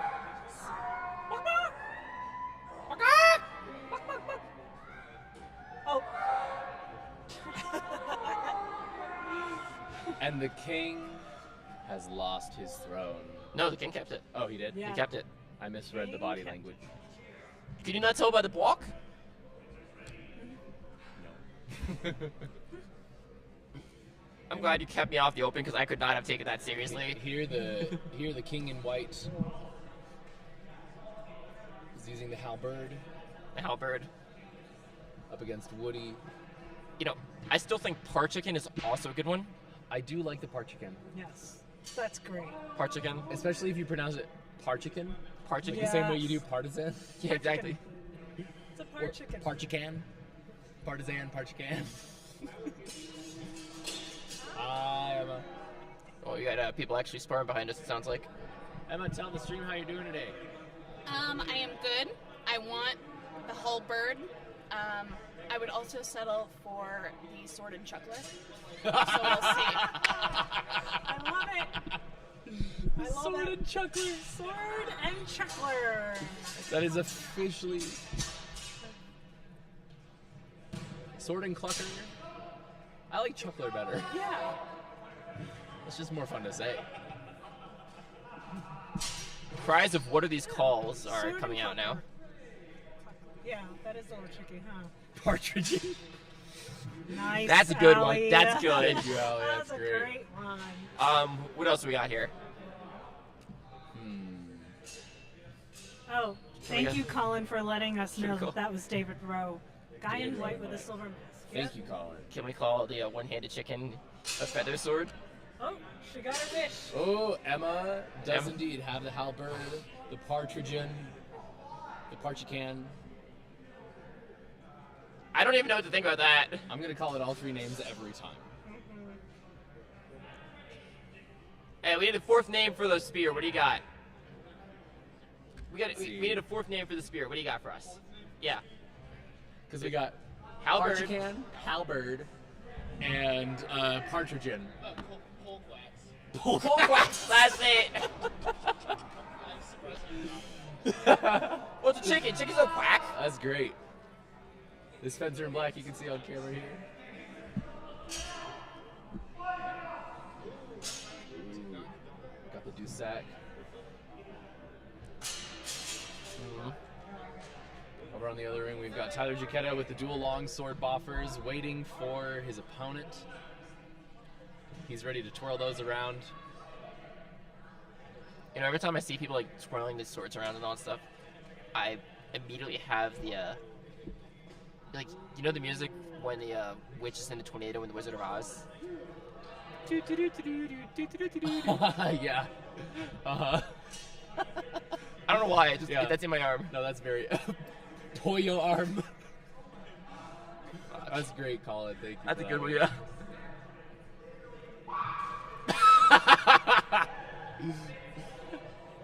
I don't know if y'all heard it, but Emma released a quack.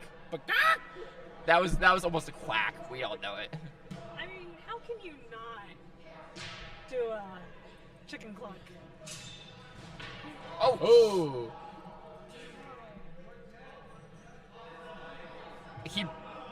He broke the boffer. Oh. Yeah. He broke a cudgel on his opponent. Mike fighting with force. Thank you. Just leave it here. Leave it right by the safe. I got it. No problem. You have fun? See? It's worth it, right? Oh, glad you had fun. You see, right now, I've been specifically instructed to stay off the microphone, like for the PA system. It's sitting right here in front of me, and I'm so tempted to just grab Mike, would it. you like to switch places with Kara so she is not No, tempted? no. Here's what we're gonna do. No, We're gonna take nope, it, and we're just no, gonna no. move it away from me. Good, yes. We're gonna take it and move it away from me. Or you want me to put it over there in front of you, so like, I can't just reach over and be like, "Hey, world, how are you doing today? We don't even have a desk space over here. My name's Kara, and I'm here to narrate your fights today." Oh my gosh, that thing is dying. Ashley having her duck blade scream. I'm a little disappointed that not all the chickens are screaming. I'm glad at least the duck or goose, whatever it is wailing. The dying swan. The dying swan. I guess we can call this Swan Lake. And look at the way. Look what she's doing. Look, she's a ballerina. She is actually. Wait, for real? No. It's actually pretty close, believe it or not. Like, I'm not gonna say it's I was gonna perfect. say, it looks like that she did some. Nice. No. Hey, theatrical look, defeat. It really is the end of Swan Lake, guys. Yeah, totally Swan Lake. Jumping over to the other ring. Totally didn't watch Swan Lake to make my girlfriend happy or anything, because she loves ballet, and I love watching ballet with her because, like, that's the thing. Like, when you have that person you love, like, you might not be interested in the thing exactly, but you see that thing that puts her, like, makes the whole face light up, and it's like, Allie in chat, what is the name of that song that I know you love? About the guy who goes to the opera not because he wants to actually watch what is it, like Carmina Burana or something, but because he's just happy to watch it with the person he's with. Tell us the name, Allie. I feel like I'm being roasted somehow. No. This is in earnest. It's a good song, and I think you should hear it because it is exactly the feeling you're talking about. I somehow feel like I'm being like being roasted. Oh no, we gotta switch this pool over too, because that's Doug versus Tyler, and that's always gonna be a banger.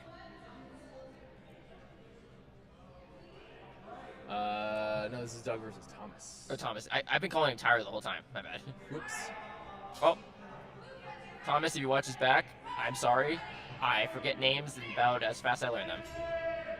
Cecily Smith, that is the name of the song. Allie, who's it by From Fly By Night. I'll remember this, or at least I'll write it down now so I don't forget it. Thank you, Allie. You've given me something to listen to with my girlfriend. It's a good song. I think the first time I heard it was when Allie and I were on a road trip down from the mountains. Not much of a road trip, it was like 2-hour drive. Long enough. Well, what do you consider a road trip then? That's actually hard to say. Like, is it distance or is it time? Because time. To me, it feels like time. Like I would say time. Yeah. Counterpoint. You spend 2 hours stuck in traffic, go 30 miles. Is that a road trip? I mean, that just sounds like DC traffic. Yeah. So, I mean. See, to me, a road trip needs to be like a full day or more. I think a road trip is like 5 hours minimum drive. Okay, I would agree no, with because that. me and the girlfriend took a road trip up to Orlando. That's 3 hours from where I live. Okay. Not even 2.5, but we took the back road, so it was 3 hours. That's fair. That's fair. Because I will say, I'm not exactly a. Oh! That looks like. That looked Mike like it took hurt. That looked like it hurt a little bit. All right. Yep, King wins. It looks like we're getting down to our last few pools. I was going to say, I just looked up and I noticed that line is a whole lot Things shorter. are winding down. We're actually shaping up to have an early finish today. Well, then I'm going to go cause some problems on purpose. I will be right back. We love you, Kara. Raising trouble. Oh. Now it's that one.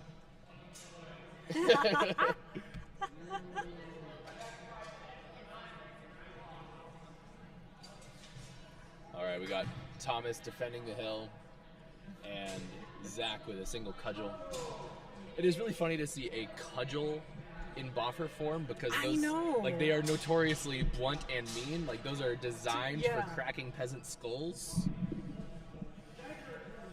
I don't actually know if they were used by law enforcement or anything, but that's just how I imagine it. Maybe because of fantasy depictions. I know. Oh my gosh.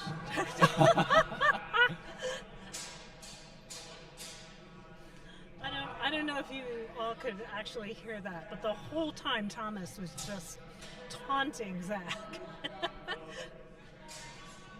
It looks like the judge is deliberating with the fencers, and I think the king loses the hill. All right, Thomas let's jump back over dethroned. where we have Mike and Ian.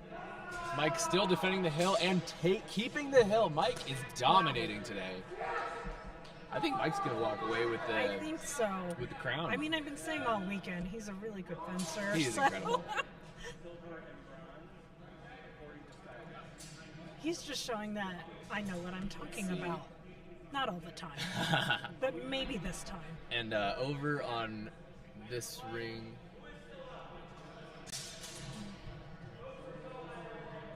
Jason is taking a poll for who still is alive. It looks like we've only got maybe 5 fencers from what I can see. We're down to the top 4. Do we want to keep it to one ring? Yeah, so when we get to the top 4, we'll consolidate them into a single. Well, I'm going to have basically, we'll get down to 2 in each ring, and then those 2 people who win, then we'll have them. Do you have a coin? No. I do have a cookie, though. It's not a cookie. It's a gluten-free cappuccino.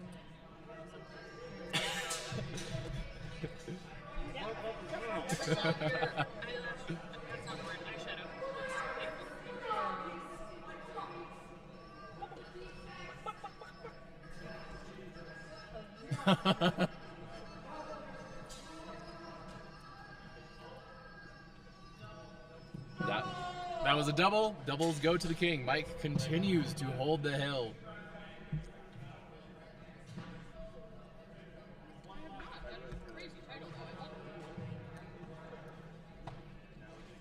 We got Kevin Tang spinning the wheel right now.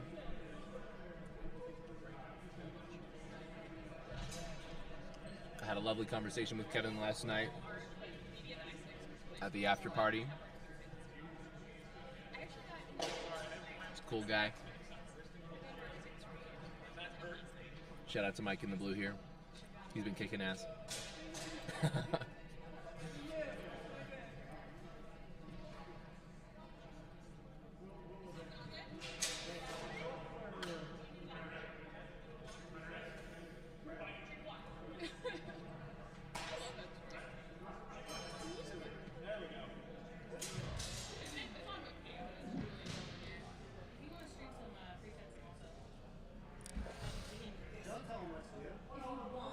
I might, and I also might just turn things off and take it easy. We'll see. Also could be. I mean, if we did just like put free fencing on stream, we could just like have a few interviews while it's going on. Interviews, because we haven't been able to do many of those. I'll talk to Dennis about it. Hey, Dennis. How do you feel about, once this is over, we film a little bit of free fencing and conduct some interviews while doing it? Cool. Yeah. How long do we have left on this? I mean, we don't have to cut things off until 2:30. Okay. Yeah. And this is almost done. Yeah, that sounds great.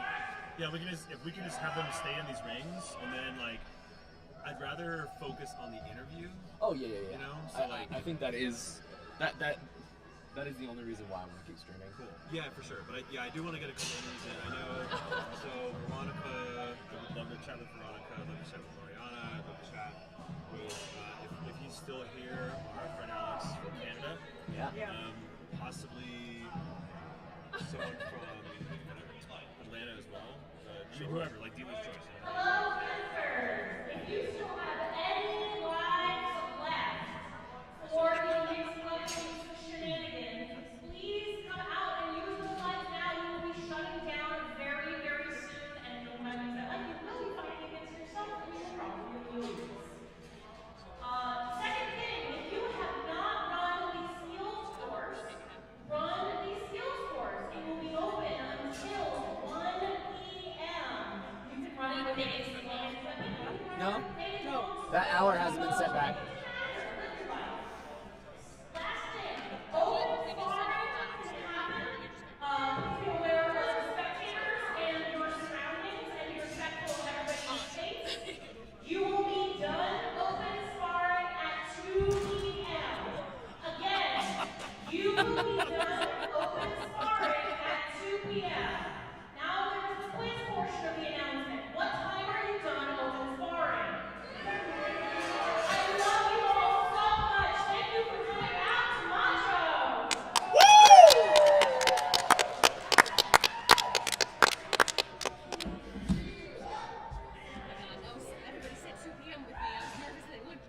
MCHO. And then Thomas just shouted, "Whenever the fuck I want." Yeah.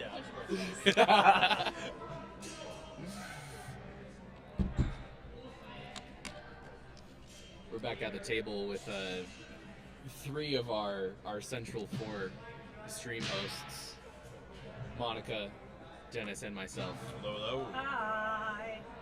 Liam being the fourth, who is Probably on a plane right now or already back home. yeah. Liam, if you're listening, I hope you get some good rest. It was so good to see you, Liam. It was very good to meet you, Liam. Oh, there you go. I forgot, Dennis, that you haven't met him yet. It was so good to fight you, Liam. That was a fun bout to watch. Yeah, that was. Yeah. I'm not upset about losing it. Yeah, Monica and I were saying that was the Battle of the Maroon. Yeah. I looked back at some of the stream this morning, and I was laughing at the Maroon streamers. Yes, the Maroon streamers. Oh, we have our first person to ban from chat. We have somebody. Bye, Felicia.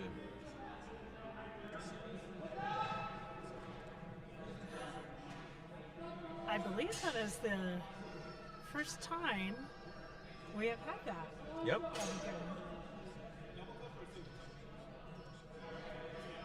We're taking care of this right now, folks. Guy is on it.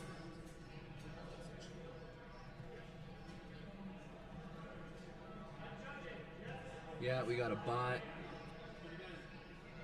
I have hidden it.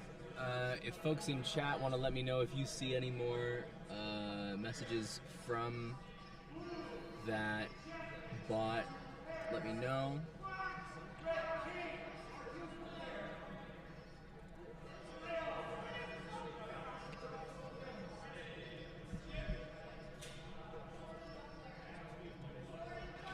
I'm just going to report every one of these messages so that YouTube is so harassed about this bot, they do something about it. Yeah. Because if I know anything about YouTube's customer support, you have to harass them for them to do anything useful or helpful. Exactly. And we can harass with the best. All right.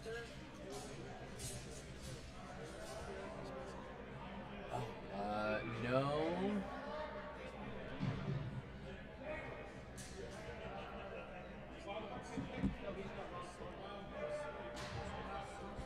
Let's see. I think we got some action about to start in this ring. It looks to be the case. I made you mad, don't worry. Kara jumping in and jumping out. I do love Kara's mask. I know. A lovely mask. Seen a lot of crab walking today in King of the Hill. Popular strategy. This is the last one. Both of these guys have 4. Ooh, nice. Oh, wow. I fight. Cool. If I win mine, I'm the king. If they win, they're the king. Oh, boy. So Kara just pointed out that the two contestants you're currently seeing, they both have only 1 life left. So this will be. And I think it's the same on this side too. This will be the decision. Double chicken, double dagger. Double. Double. You know, there's a lot of ways you can do dagger. The way I learned was primarily what Fencer on the left is doing with them with the grip pointed down. Yes. That's the But way I prefer as well. With double dagger, I think I personally would want left hand dagger, not One reverse forward, grip. one Yeah, down, one forward, grip, one down, reverse grip. one up, one down. Because that way you have an option with reach and an option with power. Yes. But that's just me. Oh, man. I believe think the Mike king takes just got that. spanked. Yeah. Yeah. I didn't even know that Mike lost the hill. 6 Semper Tyrannis, the king is dead. Long live the king. Long live the king.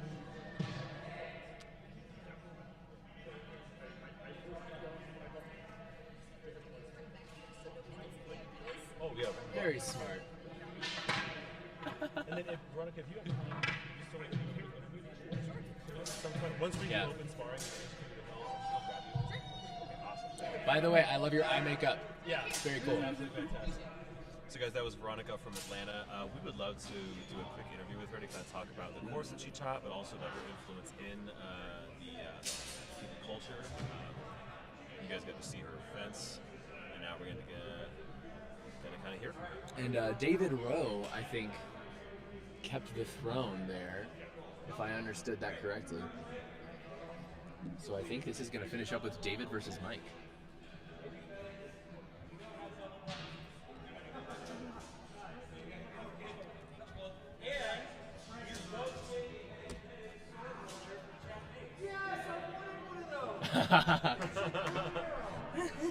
So is that do I hear that correctly? Do we have 2 kings? I think the 2 kings are going to fight for ultimate dominion over the gym. But I believe according to Jason, he said both kings will receive prizes. Yeah, they're going to get some kind of magnetic sword holder, Which is very neat. which sounds really cool. It does I think sound that very you would just mount that on your wall, and then you can just touch your sword to it and just hangs there. I would love that. I would do that too. I have a couple of very cheap rubber sword holders on my wall, and they do the job. But boy, would a magnet be cool.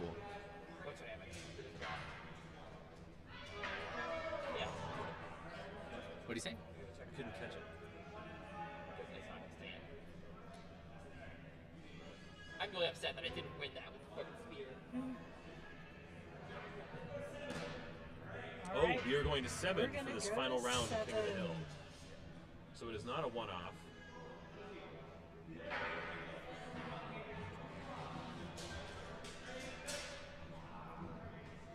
All right, who do we think? My money's on Mike. Me too. Mike has been killing Alright. it all day. Fantastic. All weekend. Oh, Mike loses his chicken. David gets the first point. And Jason is determining who is the king each round based on if they guess the number he's holding behind his back correctly.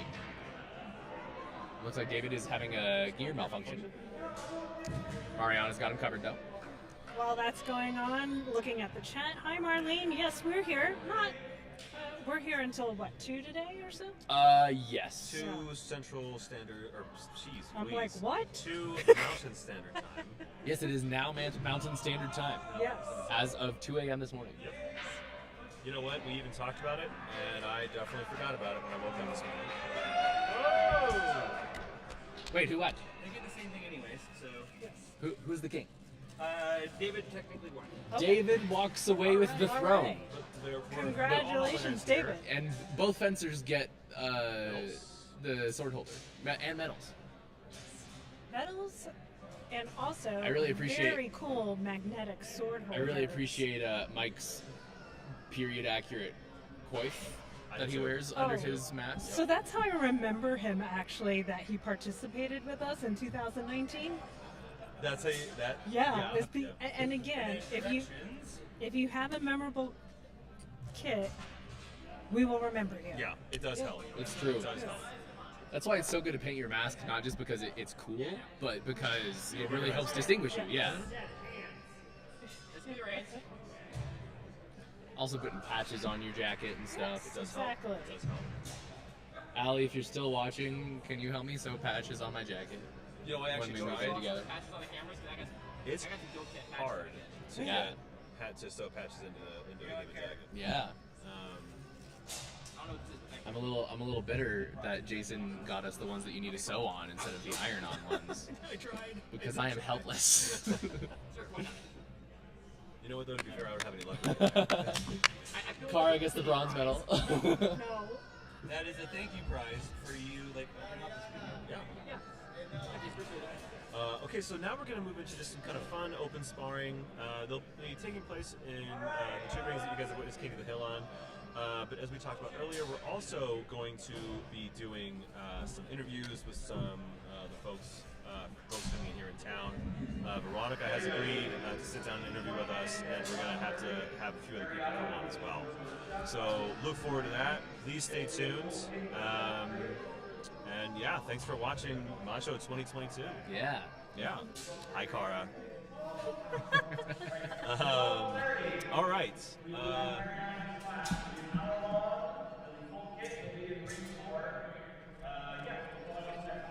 looks like Mariana is leading a class right Mariana will be leading a class. That is something. Yeah. So I'm glad that she is leading the class for the 3rd day. Again, Veronica held the class on the 1st day. Marlene held the class on the 2nd day. So Mariana is leading the class today. I love it. I love it. Perfect.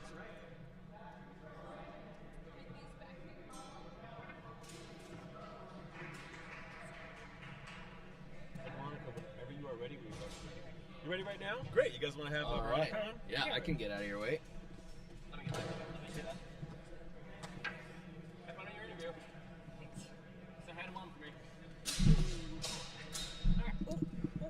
So hey there's guys. the camera. Oh yeah. And we can turn away whenever. No, I you're kinda good. surprise you with that. So guys, this is Veronica Young. Hi. From Atlanta. Yes. Yeah, at AHFA. We got to see her. You did some brilliant fencing this weekend. Thank by you. the I way. appreciate it. Super fun to watch. And also, it's so nice to meet you in person. Yes, absolutely. There's been so many people I got to meet here that I've like interacted with online or like on the Discord and stuff. Right. So it's been awesome. That's I'm gonna say, guys. And actually, that's perfect. So we wanted to ask you a few things. Sure. So tell us about the course that you taught at MCHO this year. Yeah, sure. It was like an introduction to quarterstaff. So Yahi Meyer's quarterstaff from The Art of Combat in 1570 just basically took everybody through the beginning steps of like what are all the guards that you use and what are the basic cuts, basic thrusts. And then I had Daniel, who I just sparred quarterstaff with, had him show off some of the stuff that you can do and some of the sillier things that Meyer seems to have, which is pretty epic. Yeah. And that's because quarterstaff isn't something that isn't too frequently talked about, but Meyer does have quite an extensive knowledge of that as well. Yeah, he actually uses quarterstaff for the basis of all of his polearm weapons, and so basically polearms, poleaxes, pole hammers, and pikes and spears all come off of quarterstaff. Gotcha. So there's a lot of moves in quarterstaff that don't make like a lot of sense for quarterstaff, like a lot of the thrusting because it's a staff. Like yeah, it would hurt, but imagine that that's a spear. Right. Then that makes a lot more sense. It does. So having that as a trainer is pretty cool. Yeah, that is really cool. Do you see any, let's say, mobility or maneuvers that that translate from longsword to quarterstaff, or any kind of stances or anything like that Meyer uses? Yeah, absolutely. And Meyer, in the Art of Combat, he does a really good job of like setting everything up as a basis from longsword going into other stuff. So a lot of the footwork is very similar. The only thing is, if you are right hand dominant, you're top hand left. On the quarterstaff, because the idea is that your right hand, your dominant hand, is going to be at the back for point control. Oh, so, okay. Whereas in longsword, it's kind of the opposite. It is the opposite. Yeah. Yeah, that's interesting. So it's less, and I would assume. See, I've never taken a quarterstaff. I've only held a broom on occasion, but I would assume that the backhand is more about power, but it's actually about point control. Yeah, it's absolutely about point control, and the power, and even in longsword, power all comes from your hips. So it doesn't come from your arms; it's like hips and shoulders, basically. So that's why a lot of the moves in quarterstaff are very dynamic of stepping in and out and making sure, because that's where all of that power and structure is coming from. Gotcha. Yeah. Okay, fantastic. So I'd love to keep talking about this, but I do want to ask you about cryptid combat. Of course, yeah. So tell us a little bit about what cryptid combat is, for anyone that doesn't know. Yeah, so Cryptid Combat Wear is the the company I started, basically, or the Design Cryptid is the official company name, but Cryptid Combat Wear is the line. Back like a year and a half ago, I was getting injured by my chest protector. Like literally, I had to buy a men's chest protector from PBT, and I put it in the oven at 400 degrees until it melted, and then we pulled it out and just stuck it onto me to get it to form even a little bit better. I was like, there is no way that I have to do all of this to just get a chest protector that actually fits me correctly. And how are you getting hurt by it? Yeah. I think Oh, I know, yeah, that's because true, I yeah. can experience, Yeah, but I want yeah. you to explain how and why this is such an issue. Yeah, absolutely. So, thank you. So people with breasts, because they stick out on the front, any chest protector has to account for that body curvature. Whereas men don't really, people without breasts don't have that. So whenever I would go to like do cuts, I would end up with bruises on the inside of my biceps from it just impacting over and over again. Yeah. And so there was a couple of times I'd have more bruises from my chest protector than I would from my opponents. Right. Jeez, yeah, and you're never going to be in a good place with that. No, absolutely not. Yeah. So I had that at Capital Clash back in 2020 is where I had like the most issues with it. And it was just crazy. I was like, this can't be the only thing that's out there. And sure enough, there's nothing good. If you look for chest protectors for people with breasts, it's either like, it's individual boob cups, which doesn't work for a number of reasons. Right. Yeah. But most importantly, like, I don't know, like there's a whole bunch of issues with those. So then I remembered I'm a designer. Like my full-time job is an industrial designer. Oh wow, okay, perfect. We did not know that. No, we didn't know that. Yeah, so I graduated from Georgia Tech with the wonderful. Bachelor of Science in Industrial Design. Wow, okay. And so I'm a UX designer in like my professional career. Okay. And so I was like, wait a second, I can just fix this myself. Yeah. So it took a year and a half and 4 different models, but I did. That's so cool. So I just answered a got solution. chills. Yeah, Like I really answered a did. I'm so solution happy for you. in the hero. I love that. That's fantastic. Yeah. And is this one here? Yeah, so I'm actually wearing Mark III. This is Mark IV. Okay. So this here you is- guys go. This is a good look at it right here. Yep. So the chest protector, the biggest thing is that you've got the protection on the front, but then there's foam on the inside of this too, so that you can actually move across your arms. That is important. your Can we get a shot of the back? Can we just kind of show that to sure. camera? So- So yeah, there you go. There's foam padding on the back. Yeah. So, and then on the sides, completely adjustable, because there's like, so you can be as wide or as little tight as you Oh, want. that's wonderful. Yeah. And then with the straps, Yes. This is the part I liked. with the straps, you can pull it up and then just tighten it to however tight you need it to be, so that, you know, once you get a general size for, you know, kind of what you fit in, then you can fit it to exactly yourself.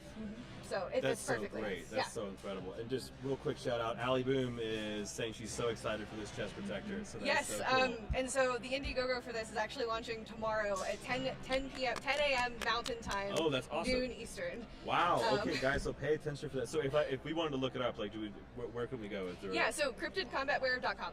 Got it. That's where it is. All of the things are on there. Where I have a Facebook for it as well, and so those are the best places to find the links for it. Fantastic. Yeah. So again, guys, that's cryptidcombatwear.com, and the Indiegogo starts tomorrow. Yes, I did it such that at 10 a.m. My flight is at noon back home tomorrow. Oh, wow. So that I could just not look at it.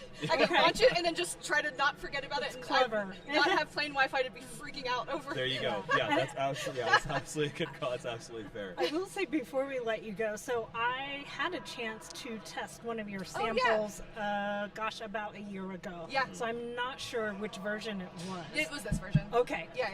So one of the things that I do like about it is not only for the adjustable straps, the straps are also wide. Yes. Yeah, that's true. Yeah. They're not like the tiny little like Yes, elastic or whatever. They're actually like a exactly. several inches Yeah, wide. so they're about like maybe, gosh, what, 2 inches? Yeah, I think about 1.5 inches, 2 inches, something along those lines. Yeah. So it's not going to cut into your chest, especially if you have larger breasts. It's not going to dig into you. No, absolutely not.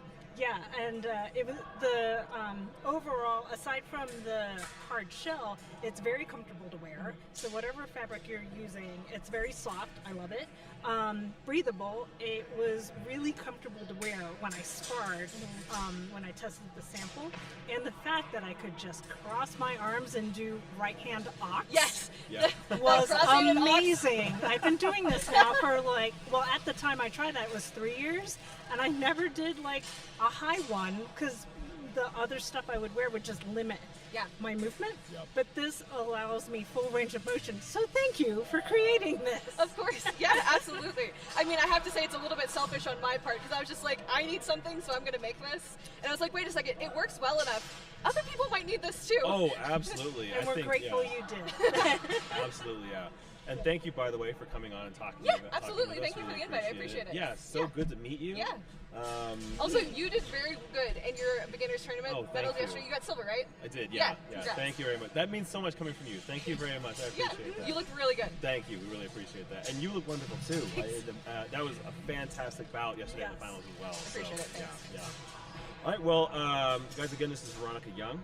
Thank you so much for coming on and chatting with us. And is there anything else you'd like to say to people back home or anything else to the streamers? No, other than that, just pay attention to the website, and honestly, thank you for this awesome tournament. This was great, and the live stream has been excellent. I've had people like texting me about how like all the commenters are so awesome. Like they're saying all these really great things. They're keeping everything moving and flowing. So you guys have gotten a lot of compliments. Awesome. Well, thank you so much. Thank you, everyone. You guys watching too. We really appreciate it. Thank you. Yeah, we are not at all professionals. No, you might have picked up on it.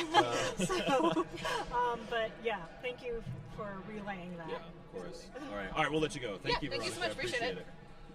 Okay, guys, so again, that was Veronica Young from Atlanta. And again, that is cryptidcombatwear.com. Be sure to check it out. We're going to transition over. Let's see, we've got some, let's take a look. Got a little bit of light sparring here between our own. That's Margaret. That's Maggie for sure. I definitely recognize. And I believe that's that kid. Donovan. That does look like Donovan.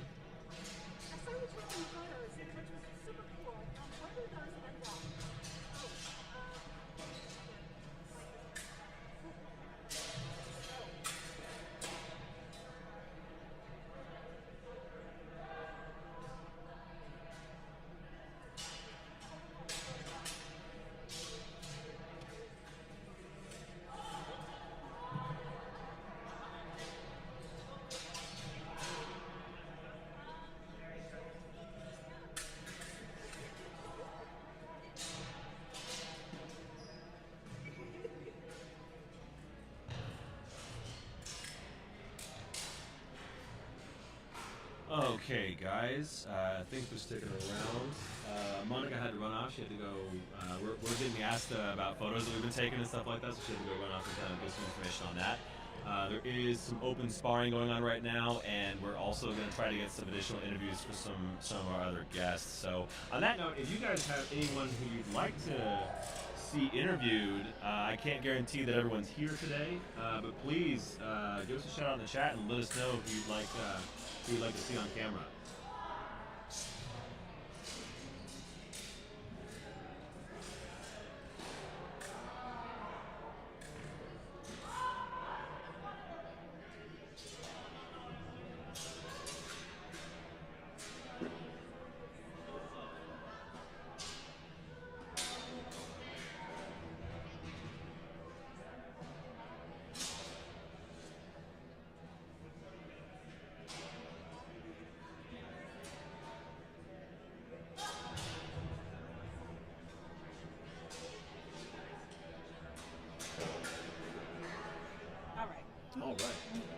Welcome back, Monica. Thank you. I was just letting the chat know that if there's anyone they'd like to see interviewed, if they're still here, we can certainly grab them. And yeah, Mariana, we are. Oh, yeah. Mariana was on the list, Mariana for Marlene. sure, we were yeah. not going to have Mariana travel all this way and not interview her. Oh yeah. So- And actually, Monica and I were chatting a little bit with her about her footwork.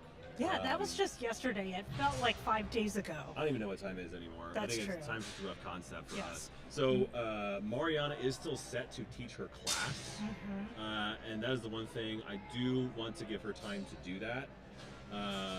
There go the lights again. But transition over here.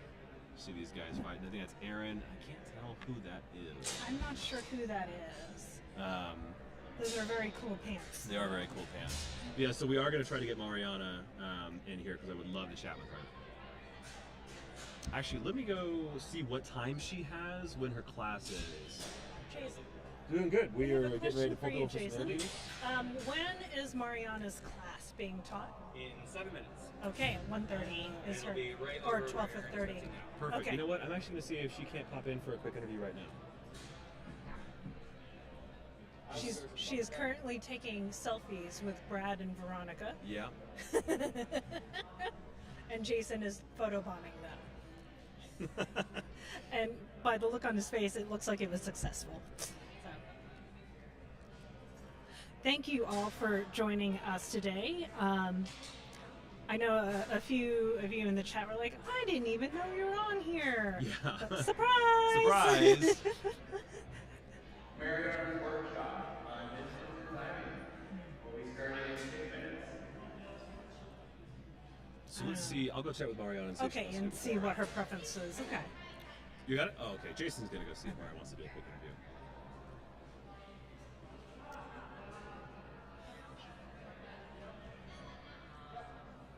Is that okay? She's totally fine with it. Okay, cool. Wait, is this key trainer? Can I swear? Can I not swear? Swear what you want. Yeah, I think we're. Yeah, I think we're good. So yeah, guys, Mariana's about to step in. She just asked if she could swear. You guys don't mind, do you? Of course not. All right. Sorry, we answered for you. If there's a problem, just please let us know in the chat. Here, let's move it. Yeah, we'll scooch down a little bit. Anyway. There So you go, guys, here we go. welcome. You can see part of This me. is Mariana. Mariana, thank you so much for agreeing to be on the stream. I'm Dennis, by the way. And you know Monica. Yeah. Yeah. And fought. And fought, yeah. Oh, you guys did fence, didn't you? How did that go, by the She way? whooped my butt. Yeah. And I loved it. let me put it this way. My goal in here was not to be shut out. However, the exception is being shut out by her. I am totally honored and totally okay with that. She's so embarrassed. But, like, here's the thing. It's because it's not always about winning, in my mind. It's about what you can learn. And what I learned from her is don't stay static. Because this one moves all over the map. And she will let you pay if you stand still. It's true. Yeah. It's true. Thank you for the interview. Goodbye. No, wait. So I do want to talk about. We were talking about this a little bit yesterday. So in your experience, Spencer, you were telling us about how you were having trouble with intimidation, and you had a tactic to use in essence of that.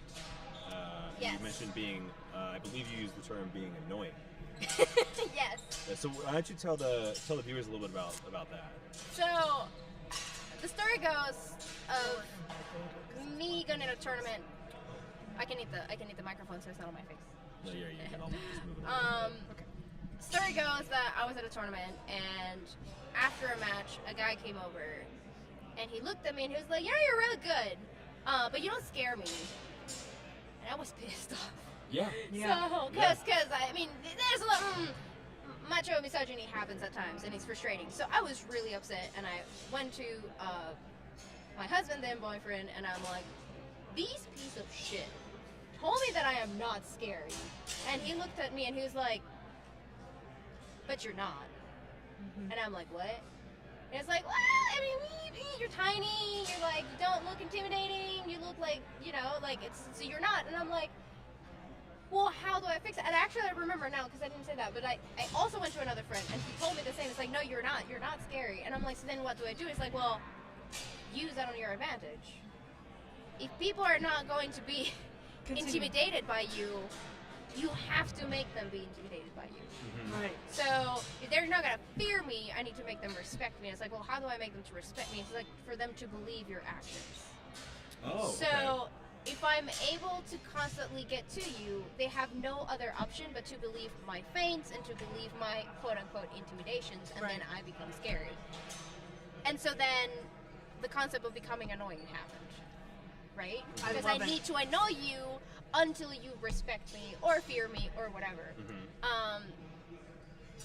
There's a phrase that I like a lot. It's probably one of those fake sayings, but I found it in the internet, where it says, like, anyone who thinks that a mosquito is weak has never tried to spend a night with one in the room. And so that became like my life. So yeah, why not be the mosquito in your life? I want to be in your mat and you to be like, stop. Because here's the other thing: if you annoy them and you anger them, they also become a lot more predictive.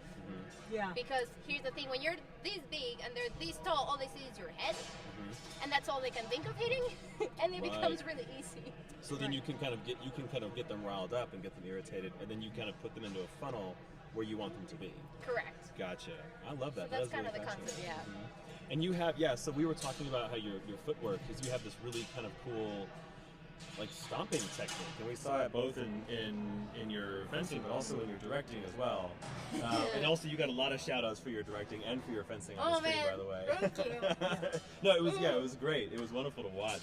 And so, yeah, we love watching your fencing style. And does your footwork kind of plays into that factor of frustration and kind of annoying the opponent? I would say the footwork is the base of my fencing. That's another story of like me getting frustrated and getting obsessed. Like, footwork is my now obsession. Early days HEMA, when we thought we knew what we were doing and we actually did not, and we were clueless and stupid. I would go to one coach and they would be like, no, like the point of your foot has to be pointing that way. And then someone else was like, no, your knee has to point that way. But turns out that my knee is here, my foot is here, my knee is here, and my hip is there. So I could not line them up. And so I was like, no, that's not the problem. You have to twist your hip like this. So if you look at my older pictures, I look like I'm gonna break down or like I'm dying. It's just like, it's this weird contortion, like awkward. I do not know how to not destroy my entire joints in the process. And then I kind of became obsessed with like, this is bullshit. How do I fix it? And it became very interesting. And then I'm gonna sin right now. I start training at a club that does sport fencing. And I was like, oh, they're actually using their feet in a successful way. Yes. So I sort of like start figuring that out, and then being tiny is kind of like, I need you to not know, then you can hit me. How do I do that with my feet? Like, sort of like all start playing out.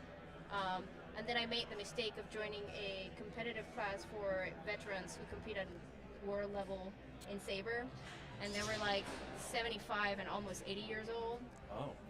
I almost threw up in the first 15 minutes of the footwork drill. They fenced for like 4 hours. Wow. And I was in shame, so I was like, I need to work on this. And so that's a lot of where it comes from. Like, I do steal from sport fencing. I'm sorry, people. Sorry, guys. Hey, you know what? It's fine. It's Fine. we're But doing at the end of the something. time, We have it's her like, now. it's almost like the footwork from sport fencing exists in historical fencing.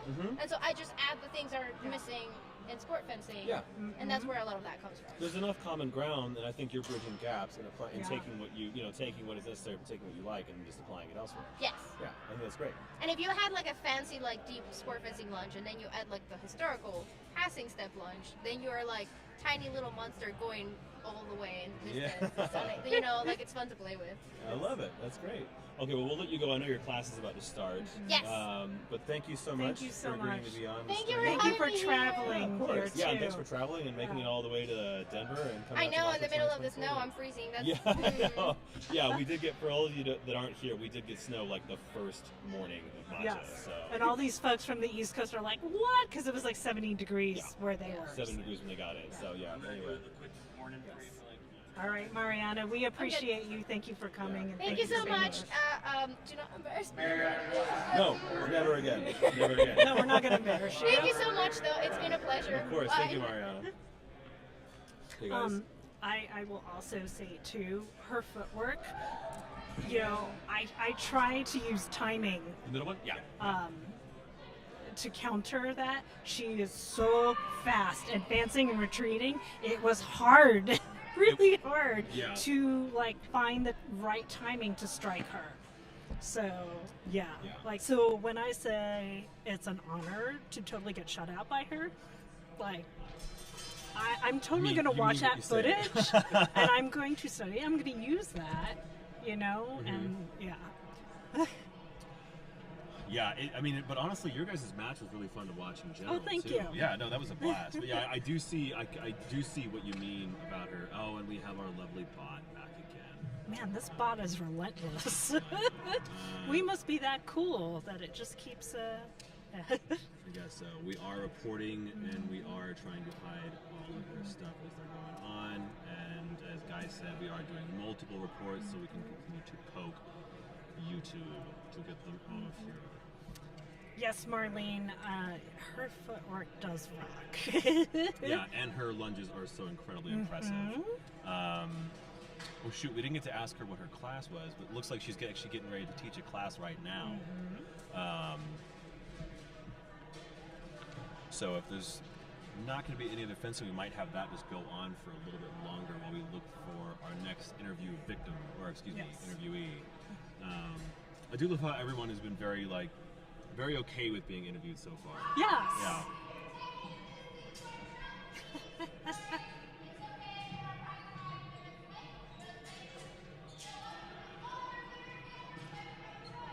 Sorry about that. Mariana was just announcing her class.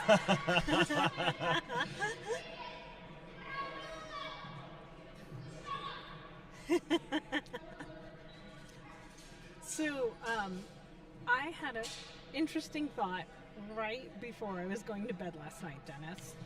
And I think I'm going to ask this from multiple people now because I just think it's an interesting thought.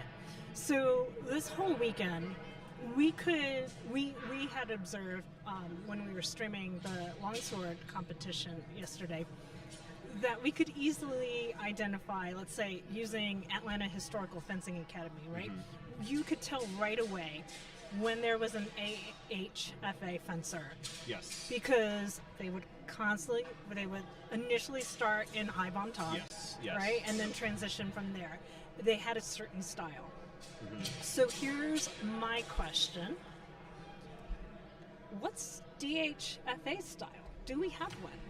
What do you think, if somebody were just to come into a competition, would they be able to identify a Denver? DHFA? Yeah. So I have a theory. Okay. But I want to hear your thought. I asked this to Sean, my husband, last night, who is also in our club, and he's doing our skills course right now. I want to hear your response. I'll tell you what he said, and then I'll offer my point on this. And if there's anybody on the chat who is in our club or knows of our club, I'm just so interested in hearing what your observations are of our club. Yeah, I'm curious. So anyone on the chat, if there is a telltale sign that a fencer is from DHFA, or if you guys have a response to our observation about AHFA, in terms of what it's a kind of a signifier for students from that school, let us know too in the chat. And this is just me watching Brad, watching Jason, but even Isaac, and Trevor as well to a certain extent, is more. How do I put this? I will, before you continue with that, I will say though, keeping in mind that Brad is a transfer from Atlanta. Oh, that's true. That's a good point. Yes. That's a good point. But I think there's been enough time that there might have been an influence on this. Okay. So Brad, I've seen Brad do this, and I've seen Isaac do this, and Lloyd in particular. Keeping the blade low to the ground, angled down, and there's kind of more of so like in Weschel? Yes, and more of like a sweeping kind of movement with the blade, bring it up. Do you know what I'm talking about? So the reason why I'm nodding my head is because your answer is kind of similar to what Sean said. Oh, really? Yeah, which is interesting. So Sean had said, in his opinion, he thinks that our club does spend a lot of time on techniques and strikes that involve a sweeping motion. So like a schnappen, to really take the opponent's blade off center and gain center line. Yeah. So yeah, and because Sean, especially with him being so tall, he'll start off in Weshel and sweep up. Yeah. So okay, my answer is different. Okay, I'm all ears. I'm listening. Yeah. So my thought on this, and this is because when I had a chance to spar Ashley, who's from Atlanta, she, at the end of our match, when she gave me a hug, she said, you were really tricky to fence again. And I had never heard that, but it was quite a compliment. I'll take it. Oh yeah, absolutely. And I had a chance yesterday to ask her why she had said that. And she said, you had presented in a long point and you were consistent with that. And I am not as strong in the bind. And my style, I mean, I don't know if it's just me particularly, but I feel like we work in the bind a lot in our drills. So I don't know. I know you've only been with us for like about 6 months or so. What is your take on that? Do you feel like we do spend a lot? I feel like we do spend a lot of time of how to get out of a bind or what to do in a bind. So I would call that as being our style. Or it could be a mixture of both. No, I mean I think there's a good point to that, because we do, now that I'm thinking back, and this I would say that this is necessarily not indicative in how I have been so far, or well, I'm not gonna say my style. I think my style is still very much in the makings, but I will say there is a lot at DHFA. There is a lot of focus on second intention, getting out of a bind, moving past just that initial cut, moving past, or and getting into where to move from there, and kind of being tricky like that, and trying to really harp upon that. And so I think there's a lot of validity to that statement, because I've seen that in class. Yeah.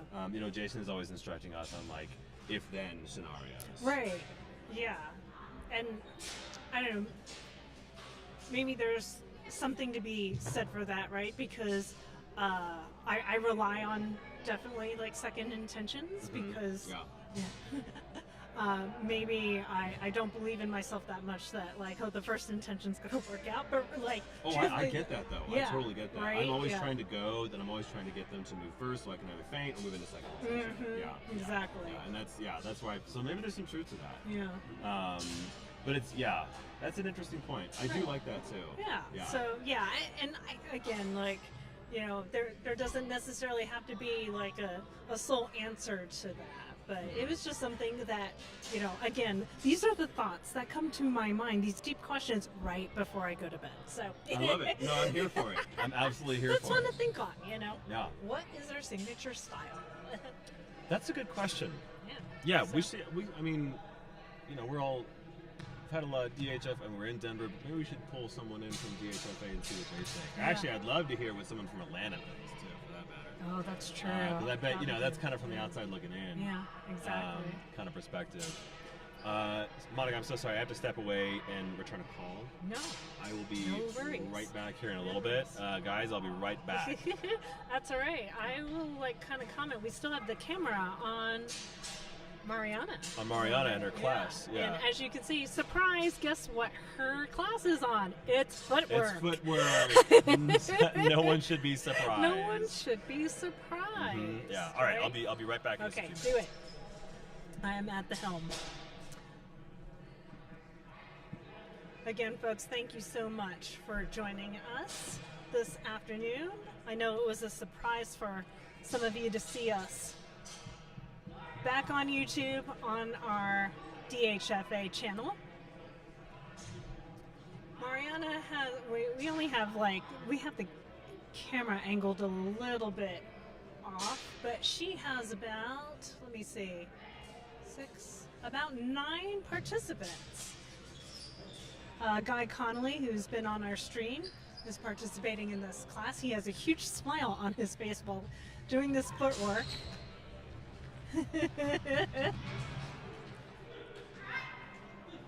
All throughout the stream, you know, I've made references to my height, which is about 5'3". Mariana is shorter than me. And I'm just impressed. She is taking these huge advancing steps.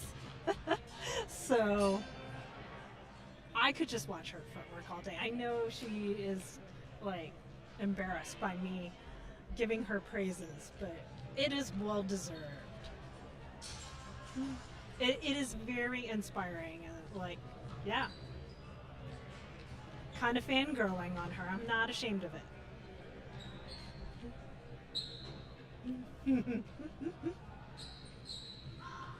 She's so fast, isn't she? There's Jason, our tournament director and head instructor of DHFA, who is recording her workshop. Camera is on the dolly, and he's working his way around the gym to get footage. Folks, you're going to see the lights flickering in and out of here. That is beyond our control. We are at CU Wellness Center.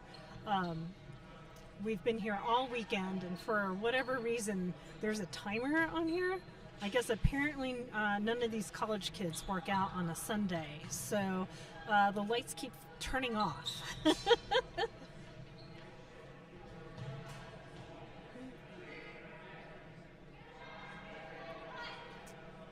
Marlene, yes, she seriously is. I'm going to assume that refers to her being wonderful. So, yes, she is. Again, she and David were nice enough to travel from Virginia, I believe. Correct me if I'm wrong. And again, when they all left to come here, they were having really nice weather. It was like 70 degrees on the East Coast. And when our traveling fencers flew in, it was snowing. But it was our first snow here. We do tend to get snow in the Denver metro area about probably end of October. So we were a few days off, but yeah, they were all greeted with snow and like about 23 degrees temperature. Thank you, Marlene, for verifying that. Lorton, Virginia. I'm just going to take a pause here to get some water.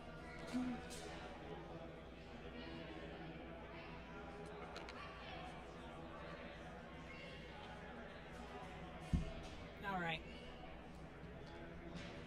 We hope you've been enjoying this stream. Thank you for all the praises. We've been hearing all the compliments, and you know, this was just something that we wanted to do, thought it would be fun, and we have had a great time doing it. I am getting a message here that we need to pause for a second, so I will be right back.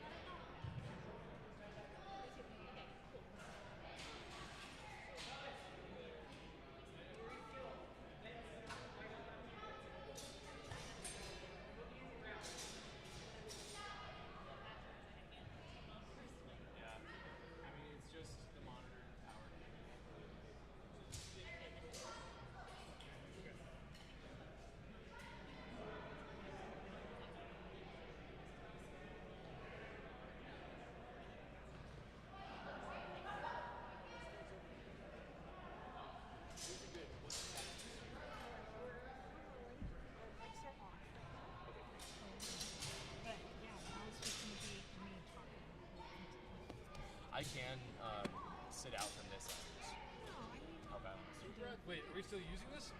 Currently, yes. Okay. Yeah, no, so no, yeah, not yet. Yeah, we're not packing things up quite yet. Yes. Oh.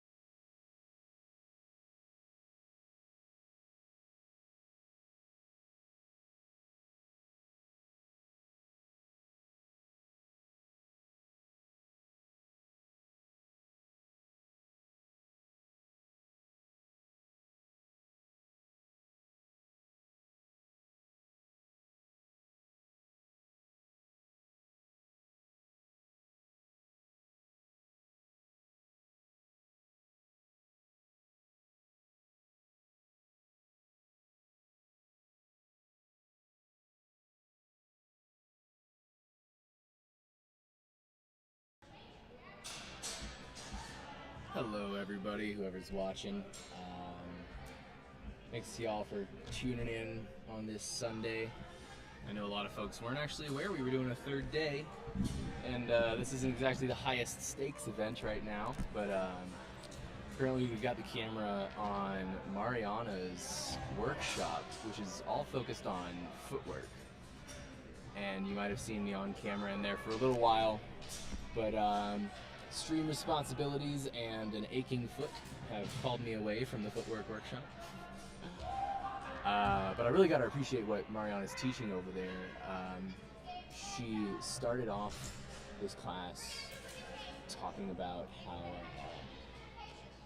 mosquitoes are really hard for us to swat, not just because they're small or fast, but because they move really unpredictably. And so she's essentially teaching us how to be a mosquito with our footwork, moving unpredictably, putting a few more tools in our tool belt with how we use our feet, and trying to control our opponent with our footwork.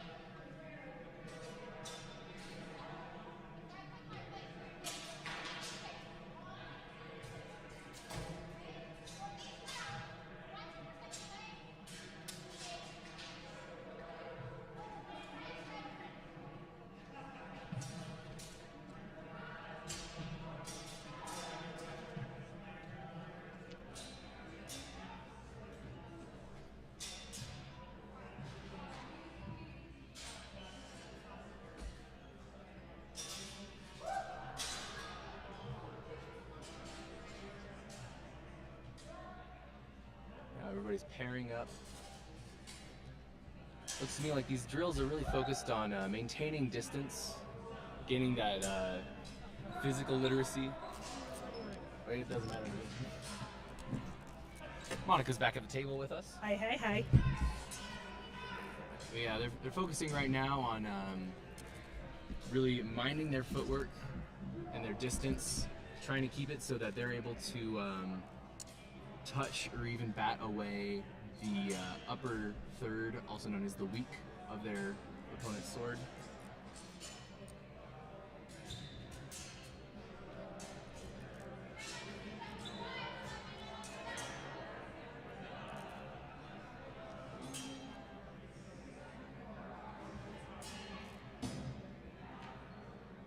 I see the lights have gone into nightclub mode again. Yes, they have. Not quite as exciting as most nightclubs. Yeah. Well, I mean... Well, we do have swords. Yeah. That's exciting. Swords are exciting. We just don't have all the colored LEDs. This is true. Or the music. Is there... Well, Jason's over there. Maybe I can ask him, like, which light switch should... It's like a timer. It is still on the timer? I think so. Okay. And the people at the front desk don't have control of it because they're just students at the school. Got it. Yes. Working a part-time job. Yep. Exactly. We've all been there. Oh yes. Yep. Yep. Yep. With responsibility but little authority. Yeah. There you go. Well said. Well said. All right. This is going to be a loaded question for you, What's Guy. that? What has been your favorite part about this weekend? Oh, God. I'm going to have multiple answers because that's it's not fair. possible for me to choose one. Okay, how about this? Top 3. Okay, top 3 in no particular order. The finals last night. I loved commentating on the finals True that. with you, watching all that. Those were incredible fights to watch. Yes. Folks, we're going to step away from the mic for a little bit. We're just, this is our last day, so we have to pack up all of our technology. So we're just going to pause for one quick second, and then we are going to have Guy continue with his answer.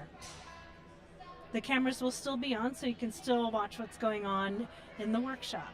But we'll be back in a hot second.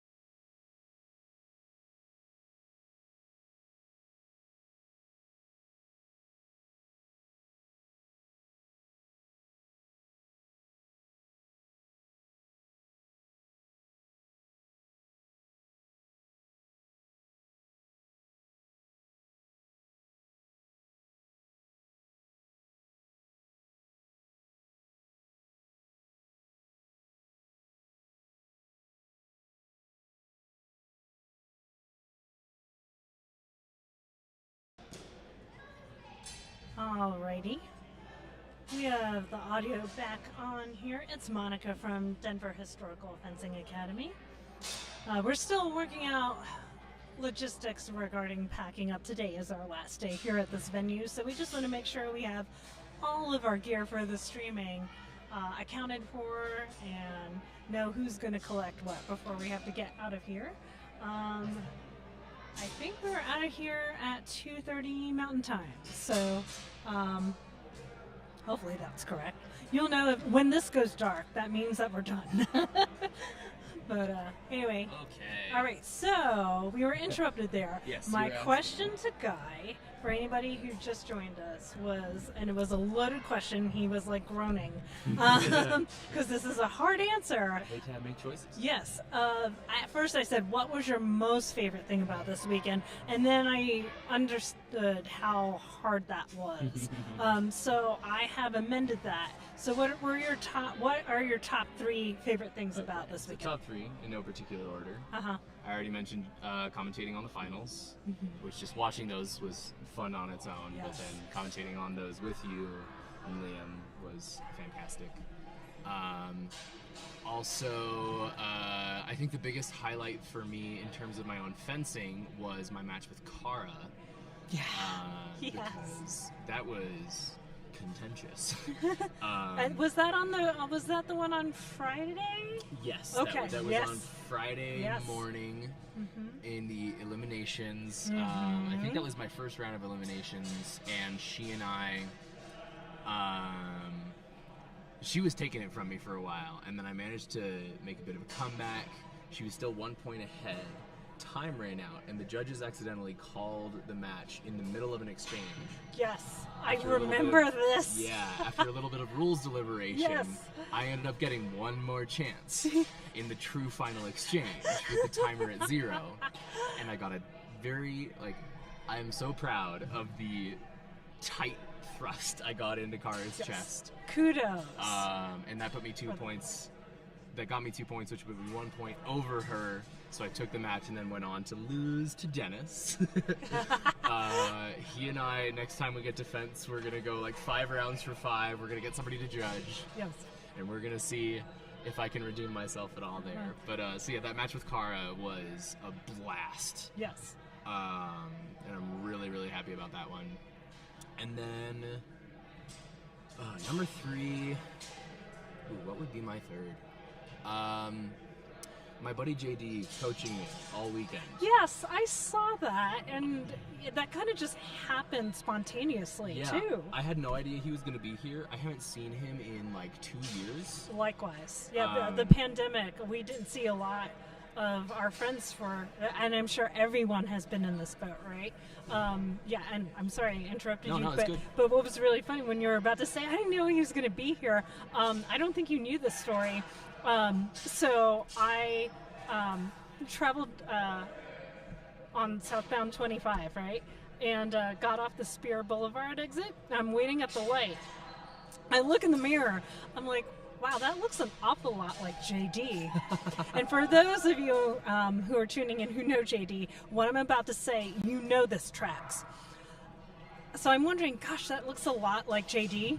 And then I see this person pick up a Monster Energy drink and guzzling it. I'm like, oh, that's totally JD. He loves his energy drinks. Our favorite golf man. Yes.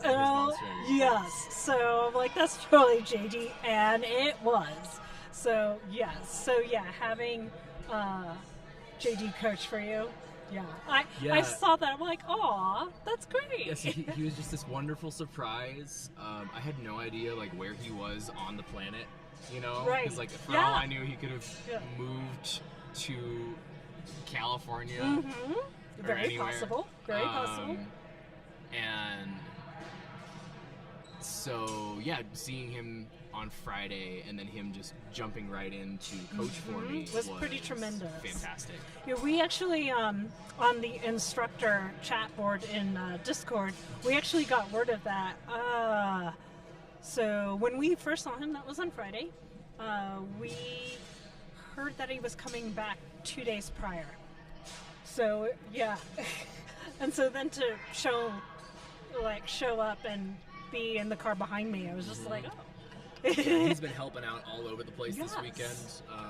Can't appreciate him enough. Yeah. So, definitely. what are your top 3 highlights from this right? weekend? I know. Okay, so I will also say, again, in no particular order, but I will have to say, streaming the finals last night with you and Liam, it was just a lot of fun. I watched a little bit of the finals, our facial reactions to things, especially with how stressful that last match with Alex and Brad. Oh my God. I spoke to Brad this morning, and he also watched that before bed last night, which I don't even know what time that was for him, because I think he went to the after party. Yeah, he was at the after party. Yeah, so, okay. And he was tired. Okay, and he decided to watch the stream. But yeah, he had said that our faces, especially when we were just like so tense and just like sunk down and like took a breath, but that was a lot of fun to do with both of you. So that's the first thing. The second one, and this is just gonna be so general, but participating in the Maupin Cup. Yeah. I was really glad, one, to have that category and what that means and represents for everyone, and for especially those who participated in it. And just to be surrounded by those in that community, it was just really good. And the level of fencing, oh my gosh, come on. It was incredible. It was really good. And also, to kind of comment, so Kara was the one who eliminated me. She is so much fun. She so is fence a again. quick This was and tricksy fencer. Oh my gosh! It was funny. So Kara is very fast. Loves to thrust and do hand shots, and both of thrusts I know how to handle. Hand shots I just detest. Absolutely detest. It's so fast. I have processing disorder. I can't read that fast, right? I didn't know that. Yeah, I do. Well, now I know I can explain it. But so one of our fellow fencers, Joe, was coaching me, and he calls a timeout, and he's like, "Yeah, I don't know what to do." told him that's totally fair. Totally fair. But no, he just said, keep your hands closer. And yeah, it's that we were able to work with that. But yeah, so I think that was number 2. The third one, I would say, is also a little bit generalized, but to see the variety of fencers from the different clubs, all the different styles, you know, finally getting to meet the folks that we've been talking to on Discord, our fencing Discord, especially all the members in Atlanta. That's been a lot of fun. That's been, it's been a good time. Yeah, and it's really great, like, you know, similar to how when you fence the same person over and over and over again, you only learn that experience person so much, and you only learn that the way that person fences. Similarly, when you're fencing everybody at the same club all the time, you're still working within like exactly a culture of fencing, and not even talking about like how we usually think of culture, but just like everybody has exists in the same family of fighting styles. So yeah, we got to see a much bigger variety of that. A lot of and we've learned, we've stuff. taken notes, by the way, everyone. We're gonna remember. We're gonna remember. So yeah. So I think that was 2. What's your third? Oh no, so that Oh yeah, that was your third. That was my third. Yeah, because it was finals, Mopan, and the variety of fencers. Variety of fencers. There you And go. by the way, I'm just looking over at the chat, Marlene. Y'all had awesome golf announcer voices. Thank you, Marley. Thank you. It was so quiet here because Jason was doing the lead on the judging, and he asked if for concentration and getting the calls right, if that everyone could be quiet. And you know, Liam can generally have a low voice, but I think you and I can be kind of loud, so like that's probably a good thing that we were keeping it to a whisper. Yeah, probably. Yeah, probably a good thing, or else we would totally be yelled at at Jason. Oh, I did want to add too. I didn't get a chance. Too bad Liam's not here to hear this. But I didn't get a chance to tell you this. So I had to step away last night to be a backup medic, right? Mm-hmm. And at one point, I kind of stepped a little bit closer to the match, which was the Bronze Saber. And that was Keith from Atlanta versus Aaron from Denver. And Melissa came up beside me, and we were chatting. And I don't know why, but all of a sudden I just started saying, "Oh, Aaron with a strike, still while losing his footing." And she just turns and looks at me and says, "And you're still announcing, even though you're not on the street?" I'm like, I started having announcer dreams last night. Like, as I was falling asleep. So did I! I'm glad I'm not the only one. That's really funny. So, okay, Yeah. you too. Yep. So did I. Oh, man. So what was were you like dreaming about announcing, or what were you doing? I don't even remember particularly. But you're like, you know, 'cause, involved. like when you're falling asleep Yes. and you start like Yeah. having dreams like seeping in and stuff. That's so funny. Like, I think I was like announcing what was happening in my own dreams. Nice.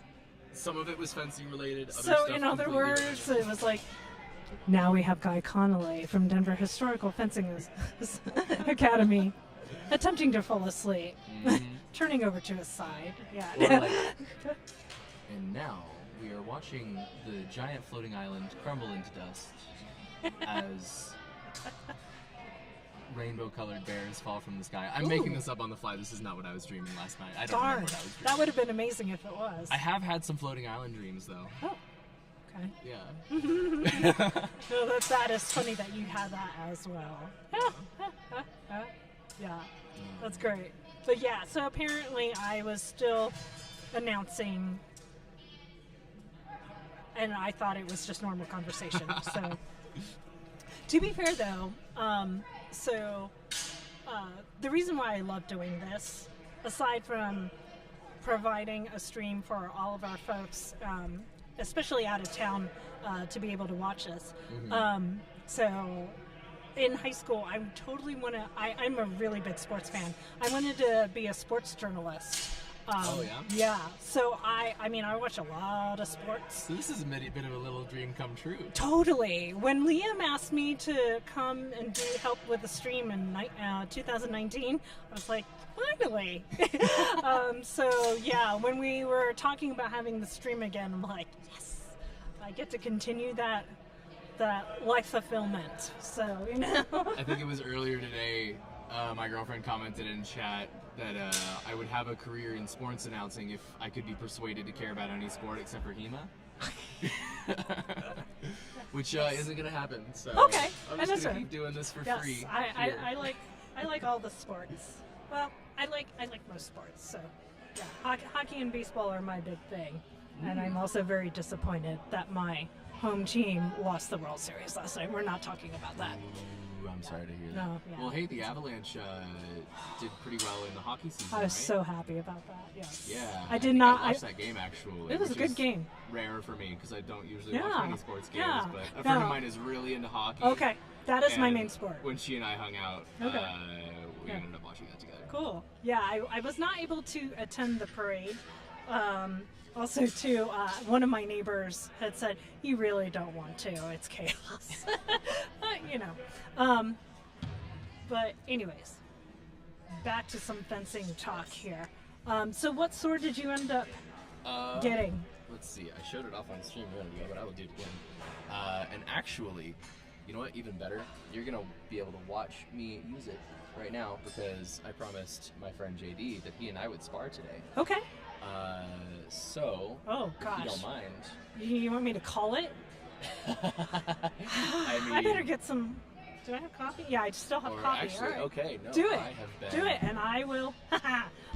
Consider this your warm up. I know. I was about to jump up, but Scarlett beat me to it. It's all right. Tire him out for me. It's great. For the hell of it, yes. Let's watch Scarlett Ord and JD. What is JD's last name? Oh gosh. I didn't know this at one point. Why am I blanking? It's probably because I'm so tired. Emma is joining us, by the way. Hi. Because we haven't had enough commenting on matches, we're going to. Okay, we're going for another. Yeah, we're going for another. We gotta fill airtime. Yes. I would like to say on Yes. the skills course that we are not recording, I got a faster time than longsword by using the chicken parmesan. I love it. Oh, chicken parmesan. That's what we ended up calling it. I It was like between it. that, halberd, I don't know, many names. Long chicken was a big one. Chicken cutlet I Yes. thought was funny. Yeah, the halberd. The halberd is my favorite. Yes. I also, I think I told you guys this, I advocated for 2 rubber chickens on a string called nunclucks. I did not know thought that. would That's be great. Genuinely hilarious. That's I would love to see some fighting with nunclucks. Yes. I could probably fight someone with a chicken, but danger. Mm-hmm. I've been hit in the face with a partisan before, even when wearing full kit, and my nose was sore for like a week. It hurts. Yep. I mean, especially unless you use some kind of really lightweight synthetic material for the pole, any pole arm hurts like hell. And you have to have a lot of trust in the person you're fencing. Yes. With a pole arm. Yes. Because they need to have a lot of control. Yes. Especially, with pole arms, of course, historically, it was great to be able to just, throw the tip into somebody's face, Mhm. because they were dangerous as hell. There's a reason why pole arms of all kinds dominated the battlefield throughout history. But they, for that same reason, they are dangerous to spar with. Yes. I always think of something Brad said one time when we talked about this. He was like, the long sword fencing and the saber fencing we do for the same reason that people like target shoot. It's fun, but if you actually want to protect yourself, get either a pole arm or a shotgun. There you go. That is accurate.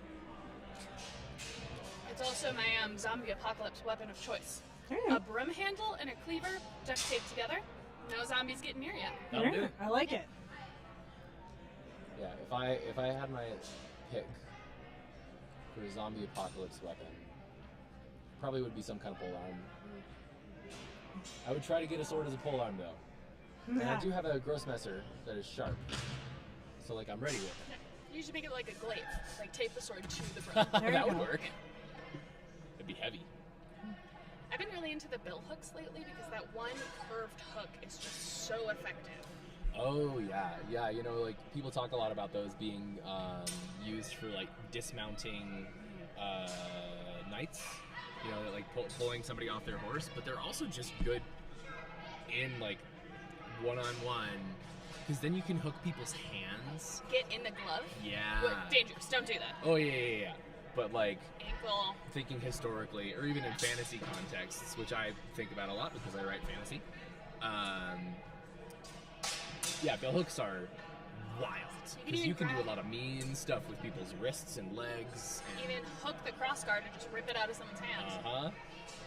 Oh, I love it. Monica, what weapon would you default to for the apocalypse? Zombie or otherwise? Just knowing you need to protect yourself. With the assumption that ammo is going to run out eventually. Yeah. I mean, I feel confident with handling a sword, right? So, yeah. Gotta go with a sword. But also, we were talking about this earlier when we were interviewing Veronica in terms of like quarterstaff. A year ago, I had my first chance to try out spear and loved it. Mostly because the length and the reach, it made me tall, right? So, like, that would be a close second of what I want is some type of, like, Like quarterstaff? Yeah, quarterstaff, halberd variety. Quarterstaffs are severely underrated, I think. Yeah. I'm really sad I missed that class. It was fun. It was really good. I'm jealous of the people who get taught by Veronica more often. I She's a good know, teacher. she's a good teacher. Yeah, the movement class yesterday was incredible. I'm jealous of it. I'm glad I missed. I'm sad I missed it.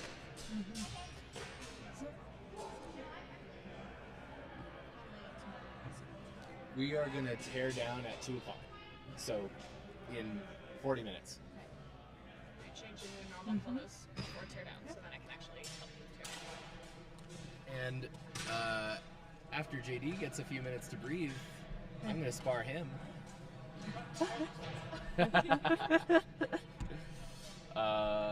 Whoops. Let's get back on the desk cam. Hello, folks. Hello.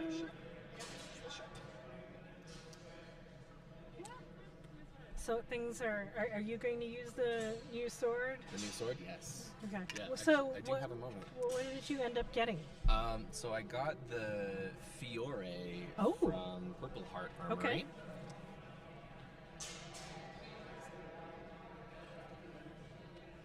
And why it is worth mentioning that Purple Heart is one of our sponsors. They were here today and all weekend selling some sparring weapons and a little bit of gear. A little heavier than what I'm used to. Yeah, it is a little on the heavier side. It's actually the same weight as or approximately the same weight as the sword I'm used to. Okay. But it is significantly shorter. Like this is a 48-inch. Okay. Oh yeah. Sword, whereas I'm used to like a 54, I think. Uh-huh. Well, I've been using a 54, but I was recently persuaded to start using shorter swords. You're on the shorter sword band camp. Yeah, Okay. 'cause I really like that Yeah. that greater control that you get, and I like not having to worry too much about power. Okay. Obviously, you still always need to worry about power to some Yep. extent, but I've found that so far the only times that power has come up when I am sparring with somebody is when things are in really close and tight and we're getting into a longer exchange. Yeah. And I can't back up for various reasons. You know, I might be in a ring or we're doing a wall drill. Mhm. And I just I've come to feel a lot safer sparring somebody if I have a shorter blade. Yeah. And I really like the balance on this one. This like having this broader base here Yes. puts more of the weight this Towards way, the back. and Mhm. I really like it. So cool. I'm happy with the purchase. So what, are we just doing live sword review right now? I mean, I guess so. Oh, so hi stream, I'm back. Kara is back on stream. Just wait a little bit and just did the obstacle course a little bit. That was Nice. fun. How was that? Exhausting. It was fun. Exhausting? Yeah, it's fine. What, am I taking your seat or are you just putting that down? I'm just putting it down. Okay. What'd you think of it? You know, I'm a little frustrated with myself because I kept hitting the little posts on the cutting bit with the balls. That is harder than it looks. But Yeah. I put up a time close to 42 seconds Okay, with the saber. nice. So I'm glad about that. Nice. So my husband had created that course, and we brought it to the club a couple of weeks ago, and just so we can all like test it out, see if anything needed improvement and all. And my average time, I think, was like one was 47 seconds, and the other one was 51. So 42 is pretty good. What were you doing? Longsword or saber? I did it with longsword. See, I got like a minute with longsword. Okay. But I was also using my mini, so there's that. Okay. Real quick, I just Yes. want to. We don't have a camera on it, but I want to describe to y'all what is happening right Oh, now. yes. On the opposite side of the gym from us. A couple of fencers are currently doing cloak and rapier. Nice. Which we don't get to see people use a No. lot. But it is. Oh, that's a shame absolutely- we don't have the camera. Yeah, it is absolutely a valid way to fight. Lots of mind games and playing with your opponent's eyes, you know, waving that Yes. cloak around. I just saw Trevor throw the cloak at his opponent. That and would then be my tactic. Just dive in Yeah. with a thrust right No, after that it, and it that would worked. totally be mine. That's what you gotta do there. Is you gotta thrust up, or toss the cloak up, and then thrust through the cloak. There you go. Yep, that is exactly I what like he that.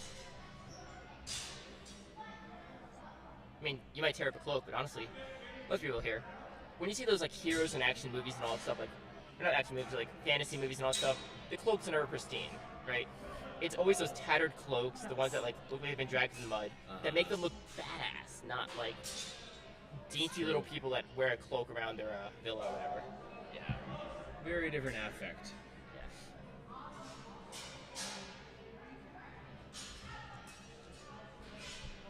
See, right now we are watching a spar between Scarlet Lord and I don't know the fencer in the gray. I was gonna say, who is that? I'm sure we've seen him fence extensively this weekend. But can't remember everybody. See, apparently Scarlet prided herself, but I don't want to say pride herself, but trains not to hit her opponent, but to not get hit. So the Dark Souls method. Dark Souls method, exactly. Don't get hit. But the don't get hit method without the dodge rolls involved. But I mean, hey, if you want to do some dodge rolls, by all means, just careful your head and don't expose the back of your head or else you're getting carded. I got in trouble for that a little bit ago. And because we were talking about swords earlier, I do have to mention Scarlet is using my favorite sword that is on the market right now. Oh, is that the Siggy Gothic It's or the the Maestro? It's the Siggy Gothic. That's the Gothic. Oh, it's I don't like how it looks. I love it. I love how it looks. No, I don't like how it looks. I like how it feels. I just don't like That the look. too. I don't like the look of it. Yeah, what's really cool about the Gothic is there's a bit more steel down at the base, like with the shield, than you usually get. So it brings more of that weight towards the handle. So it's just the point of balance is very, very nice. You feel like you've got a lot of control over it. If I was ever to get another like standard length longsword, which you shouldn't, if I did, I would get the Gothic because I've played around with Lloyd's Gothic. Yes. And his is standard length, and yeah, the balance on there is just fantastic. Like I said, I like how it feels. I just can't get behind how it looks. If I'm gonna get another sword from Siggy, aside from the one that I already have on order, which I'm not gonna talk about because I'm like, wait, I didn't know about this. Didn't you just get? I got myself a concept on order. Okay. Siggy concept, which is actually measured to body specifications. Oh, so for nice. the viewers in the chat which aren't familiar with body, which is Connor here? If Connor's here, he'll probably do much better explain it than I am. But Connor, maybe Jamie, or I so if she shows up, I don't know. Basically, he doesn't prescribe an exact length to anything. He assigns it to your body length. Yeah. So I think the rules for it should come up exactly under your armpit. Yeah, that's generally the advice I The- hear is the that it sort of supports standard. your armpit. Up on your armpit. The grip, excluding the pommel, the grip alone, should be the span of your hand. So your pinky to your thumb at full extension. You want to switch the camera to me so I can like show what I mean on there? There we go. So hi guys. So pretty much pinky to thumb right here is the length of the grip that should be. The pommel should be well rounded. So you'll see a lot of people that are like talk about the fishtail pommels from Siggy. I don't like them. It's not well rounded, doesn't fit well in the grip, in the hands. It tells your blade alignment, sure, but if you're having to rely on your pommel for blade alignment, I don't know how effective that pommel is going to be. Yeah, I mean, I personally strongly prefer the onion pommels. Onion, yeah. Onion or pear. Yeah. Yeah, because that gives you just a little bit extra length on the handle to like move your hand up and down. You know, like have different grip positions for different actions. Gives you a lot of flexibility. And then the crossguard itself should be the measure of the grip plus the pommel. Because he wants a strong, wide crossguard, which, I mean, let's be real here. You see a lot of these people like going for the hand hits. That long crossguard is going to protect you a lot better. Yeah, it helps. Yeah. Which is a little bit of a deviation from like stuff like Fiore. A lot of Fiore's techniques work a lot better with a shorter sword, right? So, Yeah. I think It It makes so. sense with all the grappling and stuff that you do. body.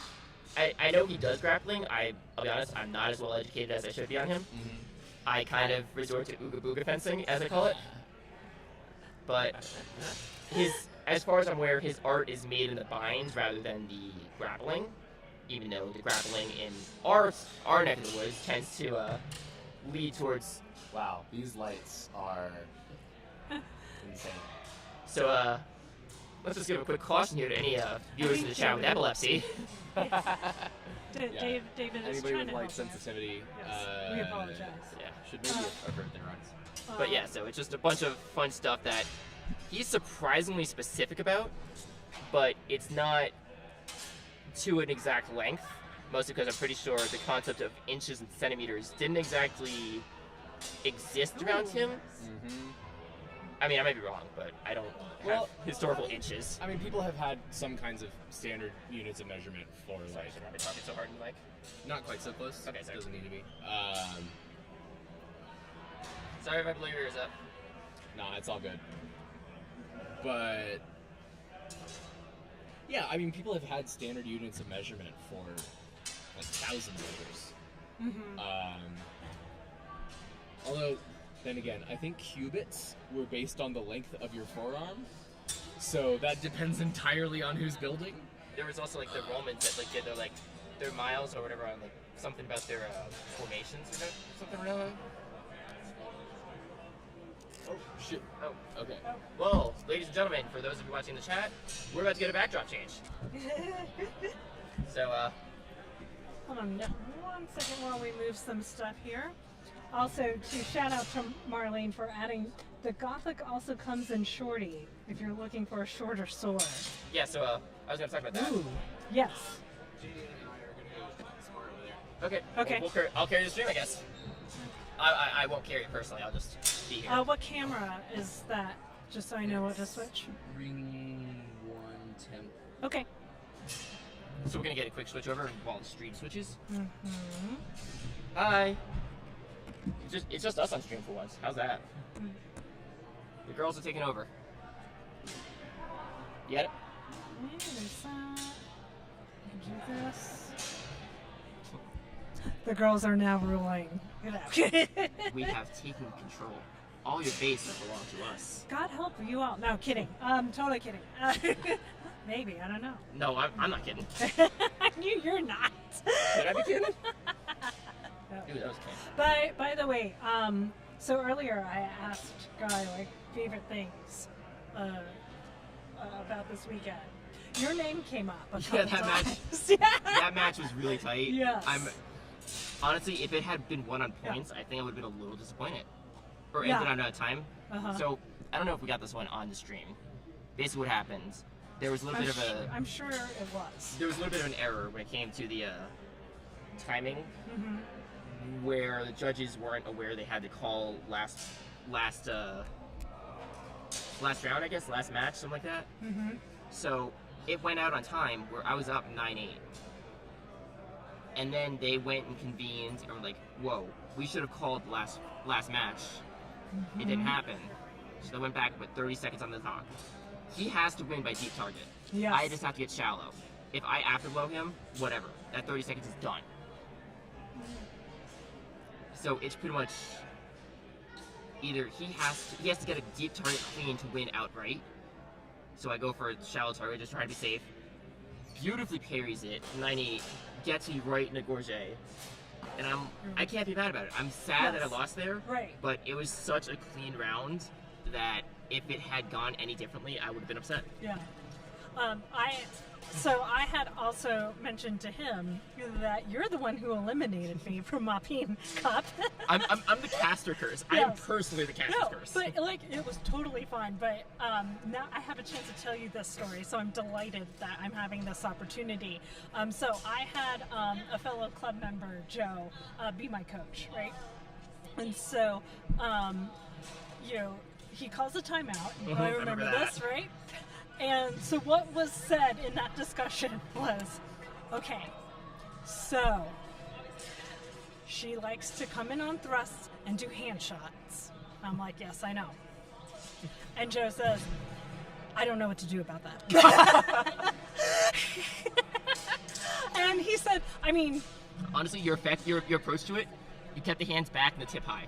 You know what? That was what we came up with. That was the only thing that we could come up with and agree upon because we knew, okay, counter thrust, right? Yeah, I got counter that. thrust, but even then, I'll have priority because I tend to come in first. Yes. So it'll be counter thrust. Because you move more than I, right? So yeah.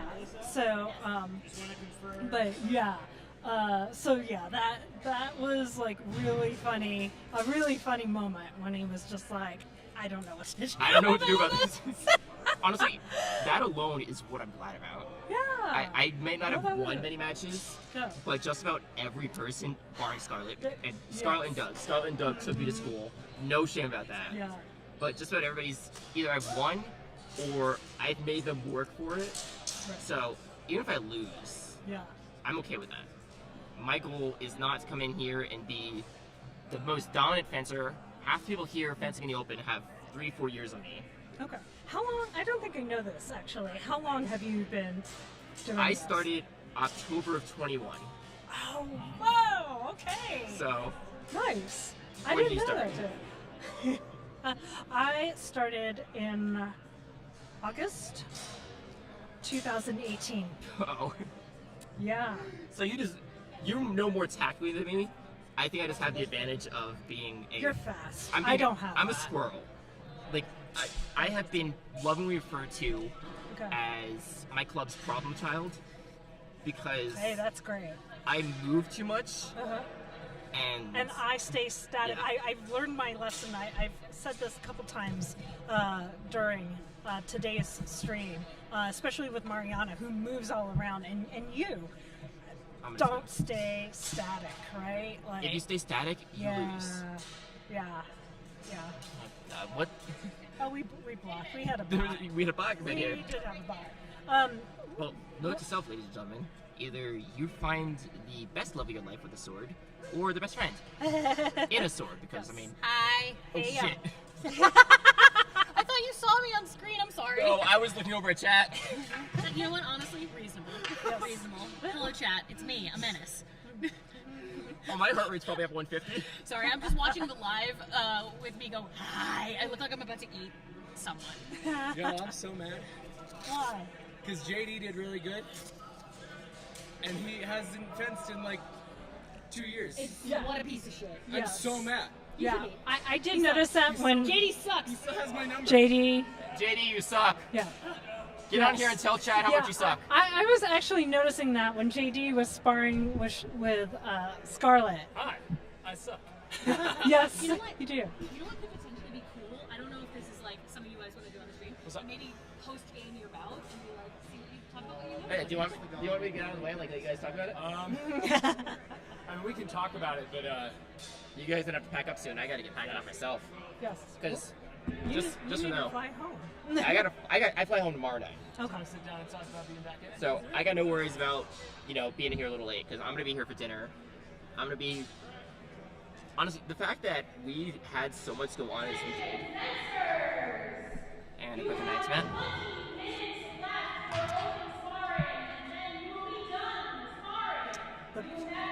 The party has to end sometime.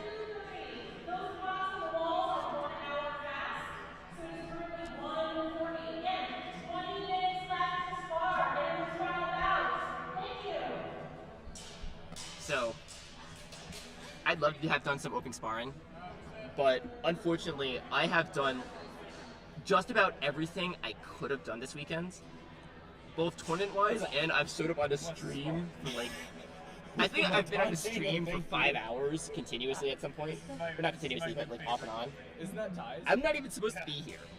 I straight up said, "Oh look, there's cameras. Let me be an attention whore." I mean, we didn't stop you, so Yeah, no, we had ample opportunity. Okay, no, I will say, to boo Guy you here pretty much said, "No, listen, open, we got to be a little more serious." I was like, "Okay, I'll get the fuck out of your way."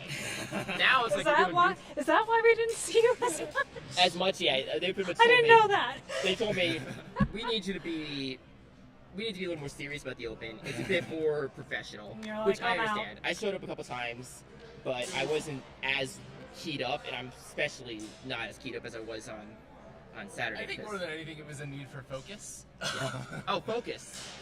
Not that you lack focus, but Oh, no, I our, do. our conversations wandered a lot, and for yesterday, we wanted to really be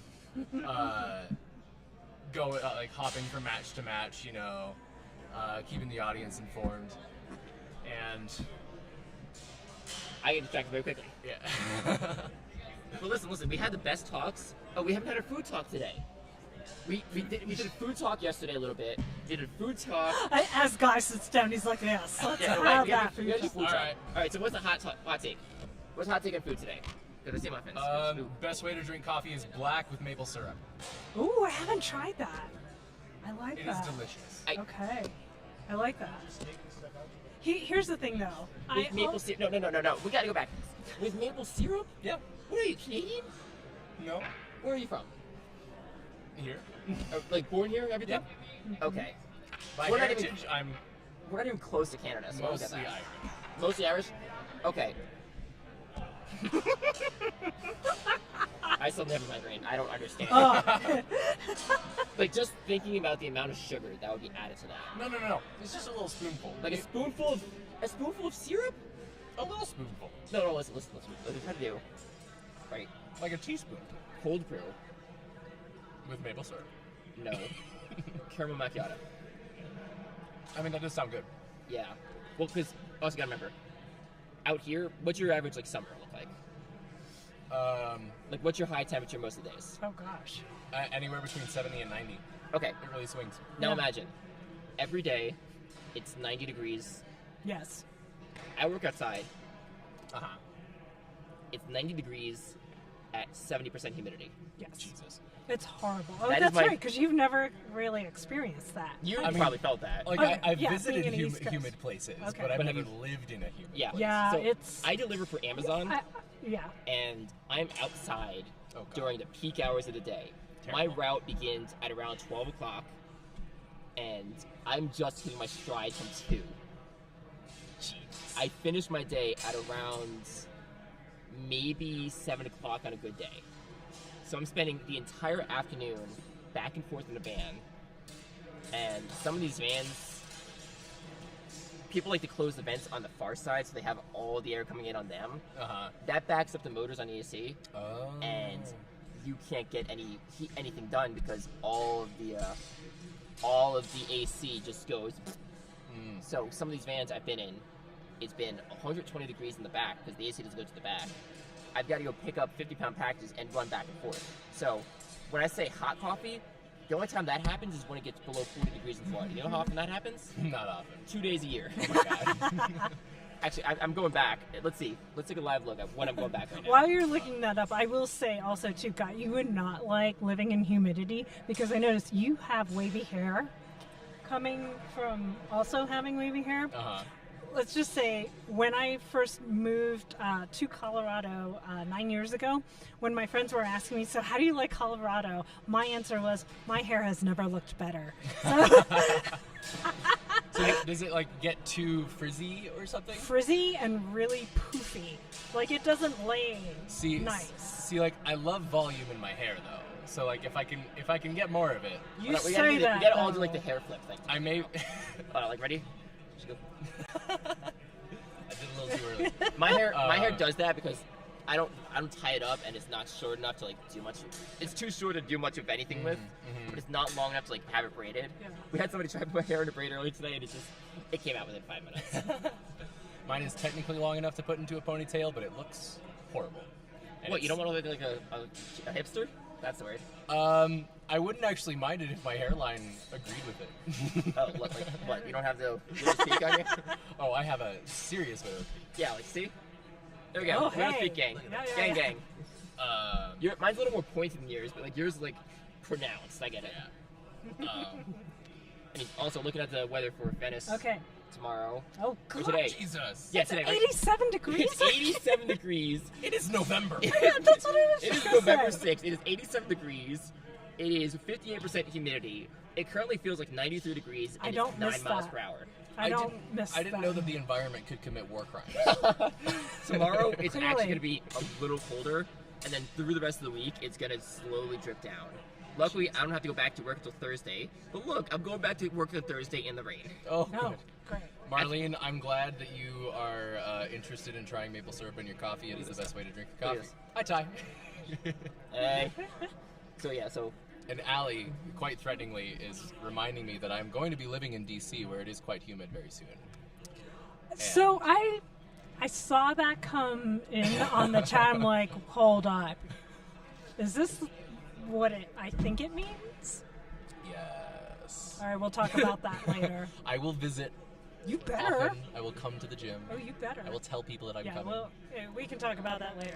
Also, yes, Marlene, you probably still feel the pain. Unfortunately, I live on the coast. If I lived in Orlando, hold on, let me check actually. Hey Siri, what is the temperature in Orlando right now? 98 degrees. No. Oh, it's actually 82 there. It's hotter where I live than in Orlando.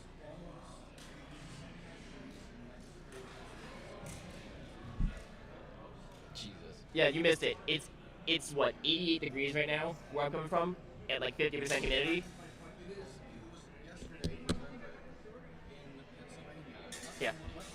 Yeah, no, like Pennsylvania, I'm like, Oh my gosh. see, what I want to do, Global warming. what I want to do is just build like a house in the side of a hill, like Little House on the Prairie style.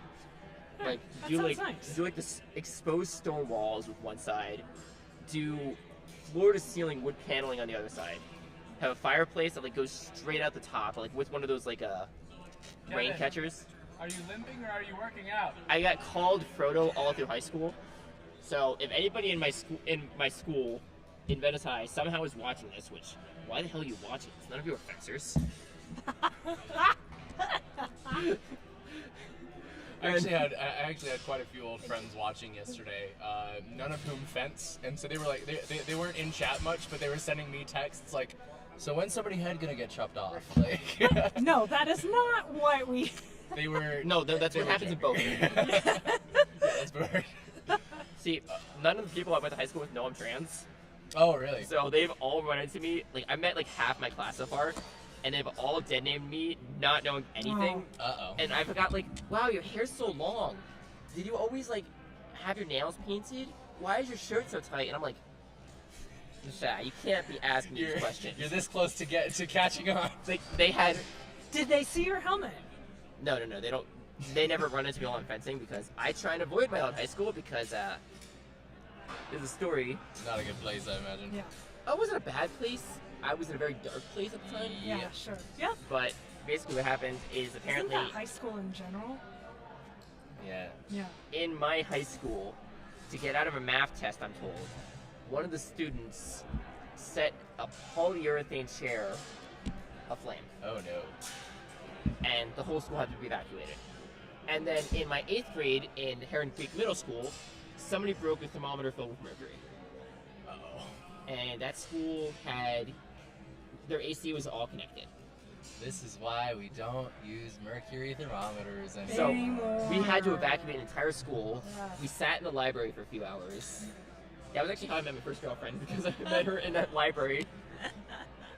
So, so I met my first girlfriend because of a mercury leak in my high school, forcing us to all evacuate. So, yeah, that's a fun one to talk about, I guess. I Help don't. me. So it's funny. I went to an all-girls high school. Oh, really? Yes, I did. I am so Like a sorry. private school? Yeah, right. I know. What's that? Like a private school? Yes. I would actually love for them to Okay. see that I do this. I take it you didn't have a fencing club or anything at your high school? No, we didn't. We didn't have anything nearly as cool. Like apparently now they have like a robotics club. I'm like, I would love to. Have that, you know? Robotics. My school, year after I left, made lacrosse varsity. I'm like, I would have loved to play lacrosse. Yeah, exactly. I mean, I'm small and I break easy, but I would have loved to play lacrosse. Look, Like- you haven't broken here. You're fine. You know. So. Let's not jinx it. I have like an hour to go before I have to leave. No, I have to leave in like 30 minutes, don't I? 2:30 is when we're kicking everybody out. It sounds about right. I know Yeah, but we're actually tearing spar- things down in yeah, 9 minutes. Yeah. So like we're Sparring is over in like 9 minutes. yeah, so. everybody's getting ready to go. We got a bunch of people like hugging each other goodbye. So if you're just watching the stream from a hotel or anything, hit one of us up. We might come and say, hey, I don't know if you're actually here, but hi, bye. Well, Guy's gonna just be here anyways, because he'll just probably go right back to class. I mean, yeah, anybody here living in Denver? I'm still here till January. Okay, so in January. Yeah, So how- beginning of January. So how's DC gonna look for you? Because I've been through there once. It was on a train trip. I well, lived in Baltimore for about. Oh, I'm so 20 sorry. years. That's what everybody says. It's not. No, I'm it's from New not all Jersey. bad. I'm from New Jersey. I have to say sorry to that. I'm originally from Philly. We're in Jersey. Newark. Okay. Yep. So it's a surprise we get along. it's because you didn't know where you're from. it's like These lights Oh, are not doing us any favors. Honestly, I kind of prefer it when it's a little darker because It's I easier am on the eyes. I am very light sensitive. Yeah. Like, you know that whole thing about like blue eyes being super light sensitive? Yes. My eyes are very blue. So I'd rather have blue eyes than black eyes though. Because So- that means I got hurt. So we did kind of cut you off there. We apologize, but Oh, it's all good. Sorry. So yeah, DC. Yeah. Thoughts? Let's see. Well, yeah. So fencing-wise, there's 2 clubs out there, both of which Ty has given rave reviews about. So I'm really So excited. Capital. Yeah. KDF. Yeah. CKDF and MKDF, I think. What's yeah. the difference? Location. Okay, so are they like affiliated with each other, or are they just? I don't know how like closely they interact. Ty or any of the members from those clubs would be able to speak to that better than I could. I think there's at least one person from Metropolitan KDF, and I'm not sure where that's located. Let there be light. Mariana, what club do you usually fence with?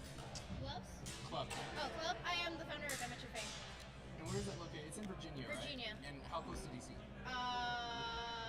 By car, by metro, by train, with traffic, without traffic. I work in DC. I am about an hour and a half. So you were already in over your head with just asking that one question. Yeah. I'm moving to DC in January. Yes! Yes! You know, no. I'm gonna let you have the seat so you can talk to him about this. Listen. Yeah, you want to sit down? Listen, Sit down and enjoy this. Of course. I gotta pack up. We got Mariana back on the stream Oh, for the no. last 7 minutes. I don't care. I do not care how long your commute is. Are you recruiting? You do not have a choice now. Oh, okay. Because this is what you have to understand. You could live like next to me, and Northern Virginia and Washington is gonna find a way, so it takes you half an hour anyways. This is true. So you're kind of screwed when it comes to commute time. Oh yeah. So now you're coming first. It's a pleasure. I wait for you in January. I'm not giving you a choice. Okay, all right, duly noted. Did Ty go to your old's gym at all? Tyler Giacchetta, also known as Honey Bear. No, he was with CKDF. Okay, Yep. I think they are a little closer to where I'm going to be living. You can go to Could you two just at see the that same side eye time. she gave you? I could. Depend. I mean, Hey, come on, it's Mario. do y'all have You weekend need classes? What? Do y'all have weekend classes? I have Mondays, Tuesdays, Wednesdays, and Saturdays. I could come on Saturdays because I don't know if CKDF does Saturdays. None does Saturday except for us. Okay, yeah, There then you I go. will likely come to y'all on Saturdays. Good. There you go. There To you my go. class, non-denominational longsword. Yeah. Yeah, no, that's awesome actually. And that's literally how I call it because I know there's people who are super fixated with the source, Mhm. and I admire them and I respect them and I value them. I can do that shit. Yeah. I will see a source and I'm like, this is cool, and then there's another one that's like, that is cool, and I see another one that's like, kinda that is feel cool, ya. so I just grab everything. Yeah, I'm really with you there. Like, you know, our DHFA is pretty focused on Meyer, but I pretty much just go to the gym and learn from the people who are there, and like I just struggle to get the motivation to actually sit down and read the sources. I mean, I will read the sources. To me, it's more of the, this is cool, but this is cool. There's so many different approaches. Why do I have to choose? Yeah, you don't. Exactly. That's the thing. So I just grab my favorite things, and it's non-denominational. Yeah. Yep. I mean, Trevor Jones over there, he would absolutely agree with you. We recently had like this whole fencing theory discussion a couple weeks ago where he was talking all about like the difference between like prescriptivist fencing or versus what he called functionalist. Yes. Similar to how in linguistics you have prescriptivism or descriptivism, Yes. which is prescriptivism is telling people how to speak versus describing how people already speak. Oh my god, we're getting spammed by another bot. Hold on, folks. Fun times. I have a similar joke. Uh-huh.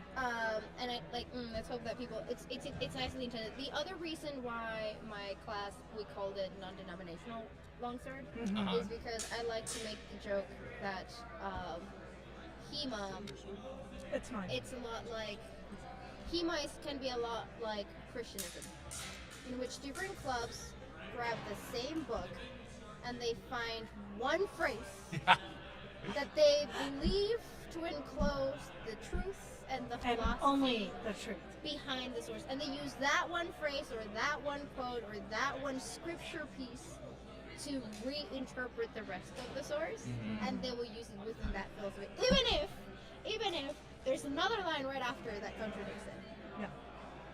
It is not wrong. It allows to give more variety to it, but I find it really funny. Yeah. That's literally how it works. I'm right there with you, and I really do appreciate that the non-denominational approach of just like we're gonna look at everything and have fun with it and get creative with it. And see what I think happens, that's yeah. great. So you said you're the founder of CKDF.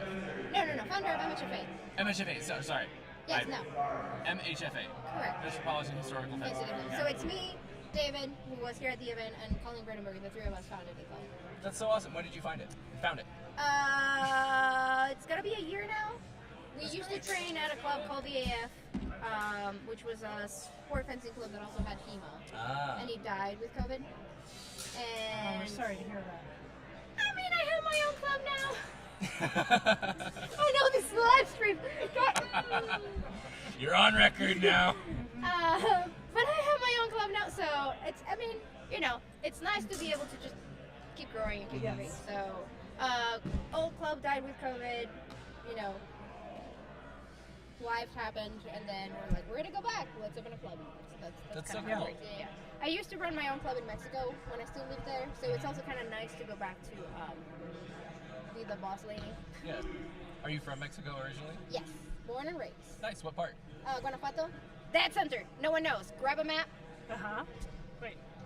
Make a cross. Can you type it on the keyboard? Poke the center. Guanajuato. Yes. Guanajuato. And you found me. Guanajuato.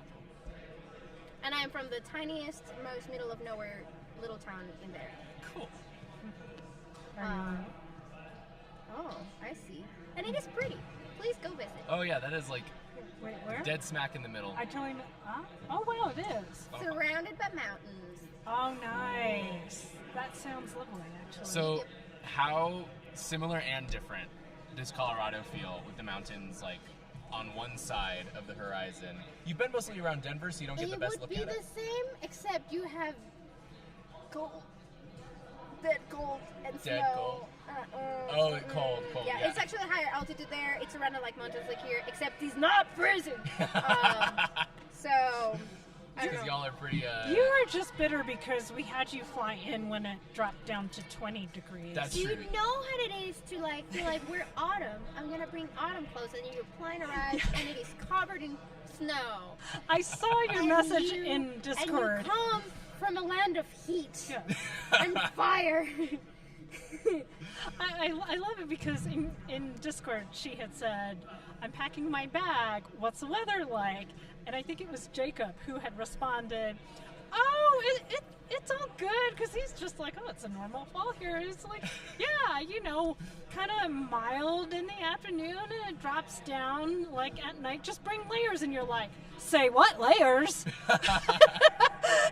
What? I already packed my bag. I hate to cut us off, Yes. but it is time for On us that to tear note, everything though- down. But Mariana, thank you for jumping on the stream last minute. Thank you for having me here and Yeah. for saying a bunch of nonsense. I love So y'all. I'm looking forward to fencing with you in DC. See you on Saturdays. Yes. I'm gonna like chase you on the internet and be like, are you here now? Are you here now? This is the address. Are you here You now? can find me on Discord. We're on the HEMA Alliance server, right? Yeah. There you Welcome go. to the club. All right, all. Amazing. Thank you for being with us all weekend. Thank We've you, got to go. everybody.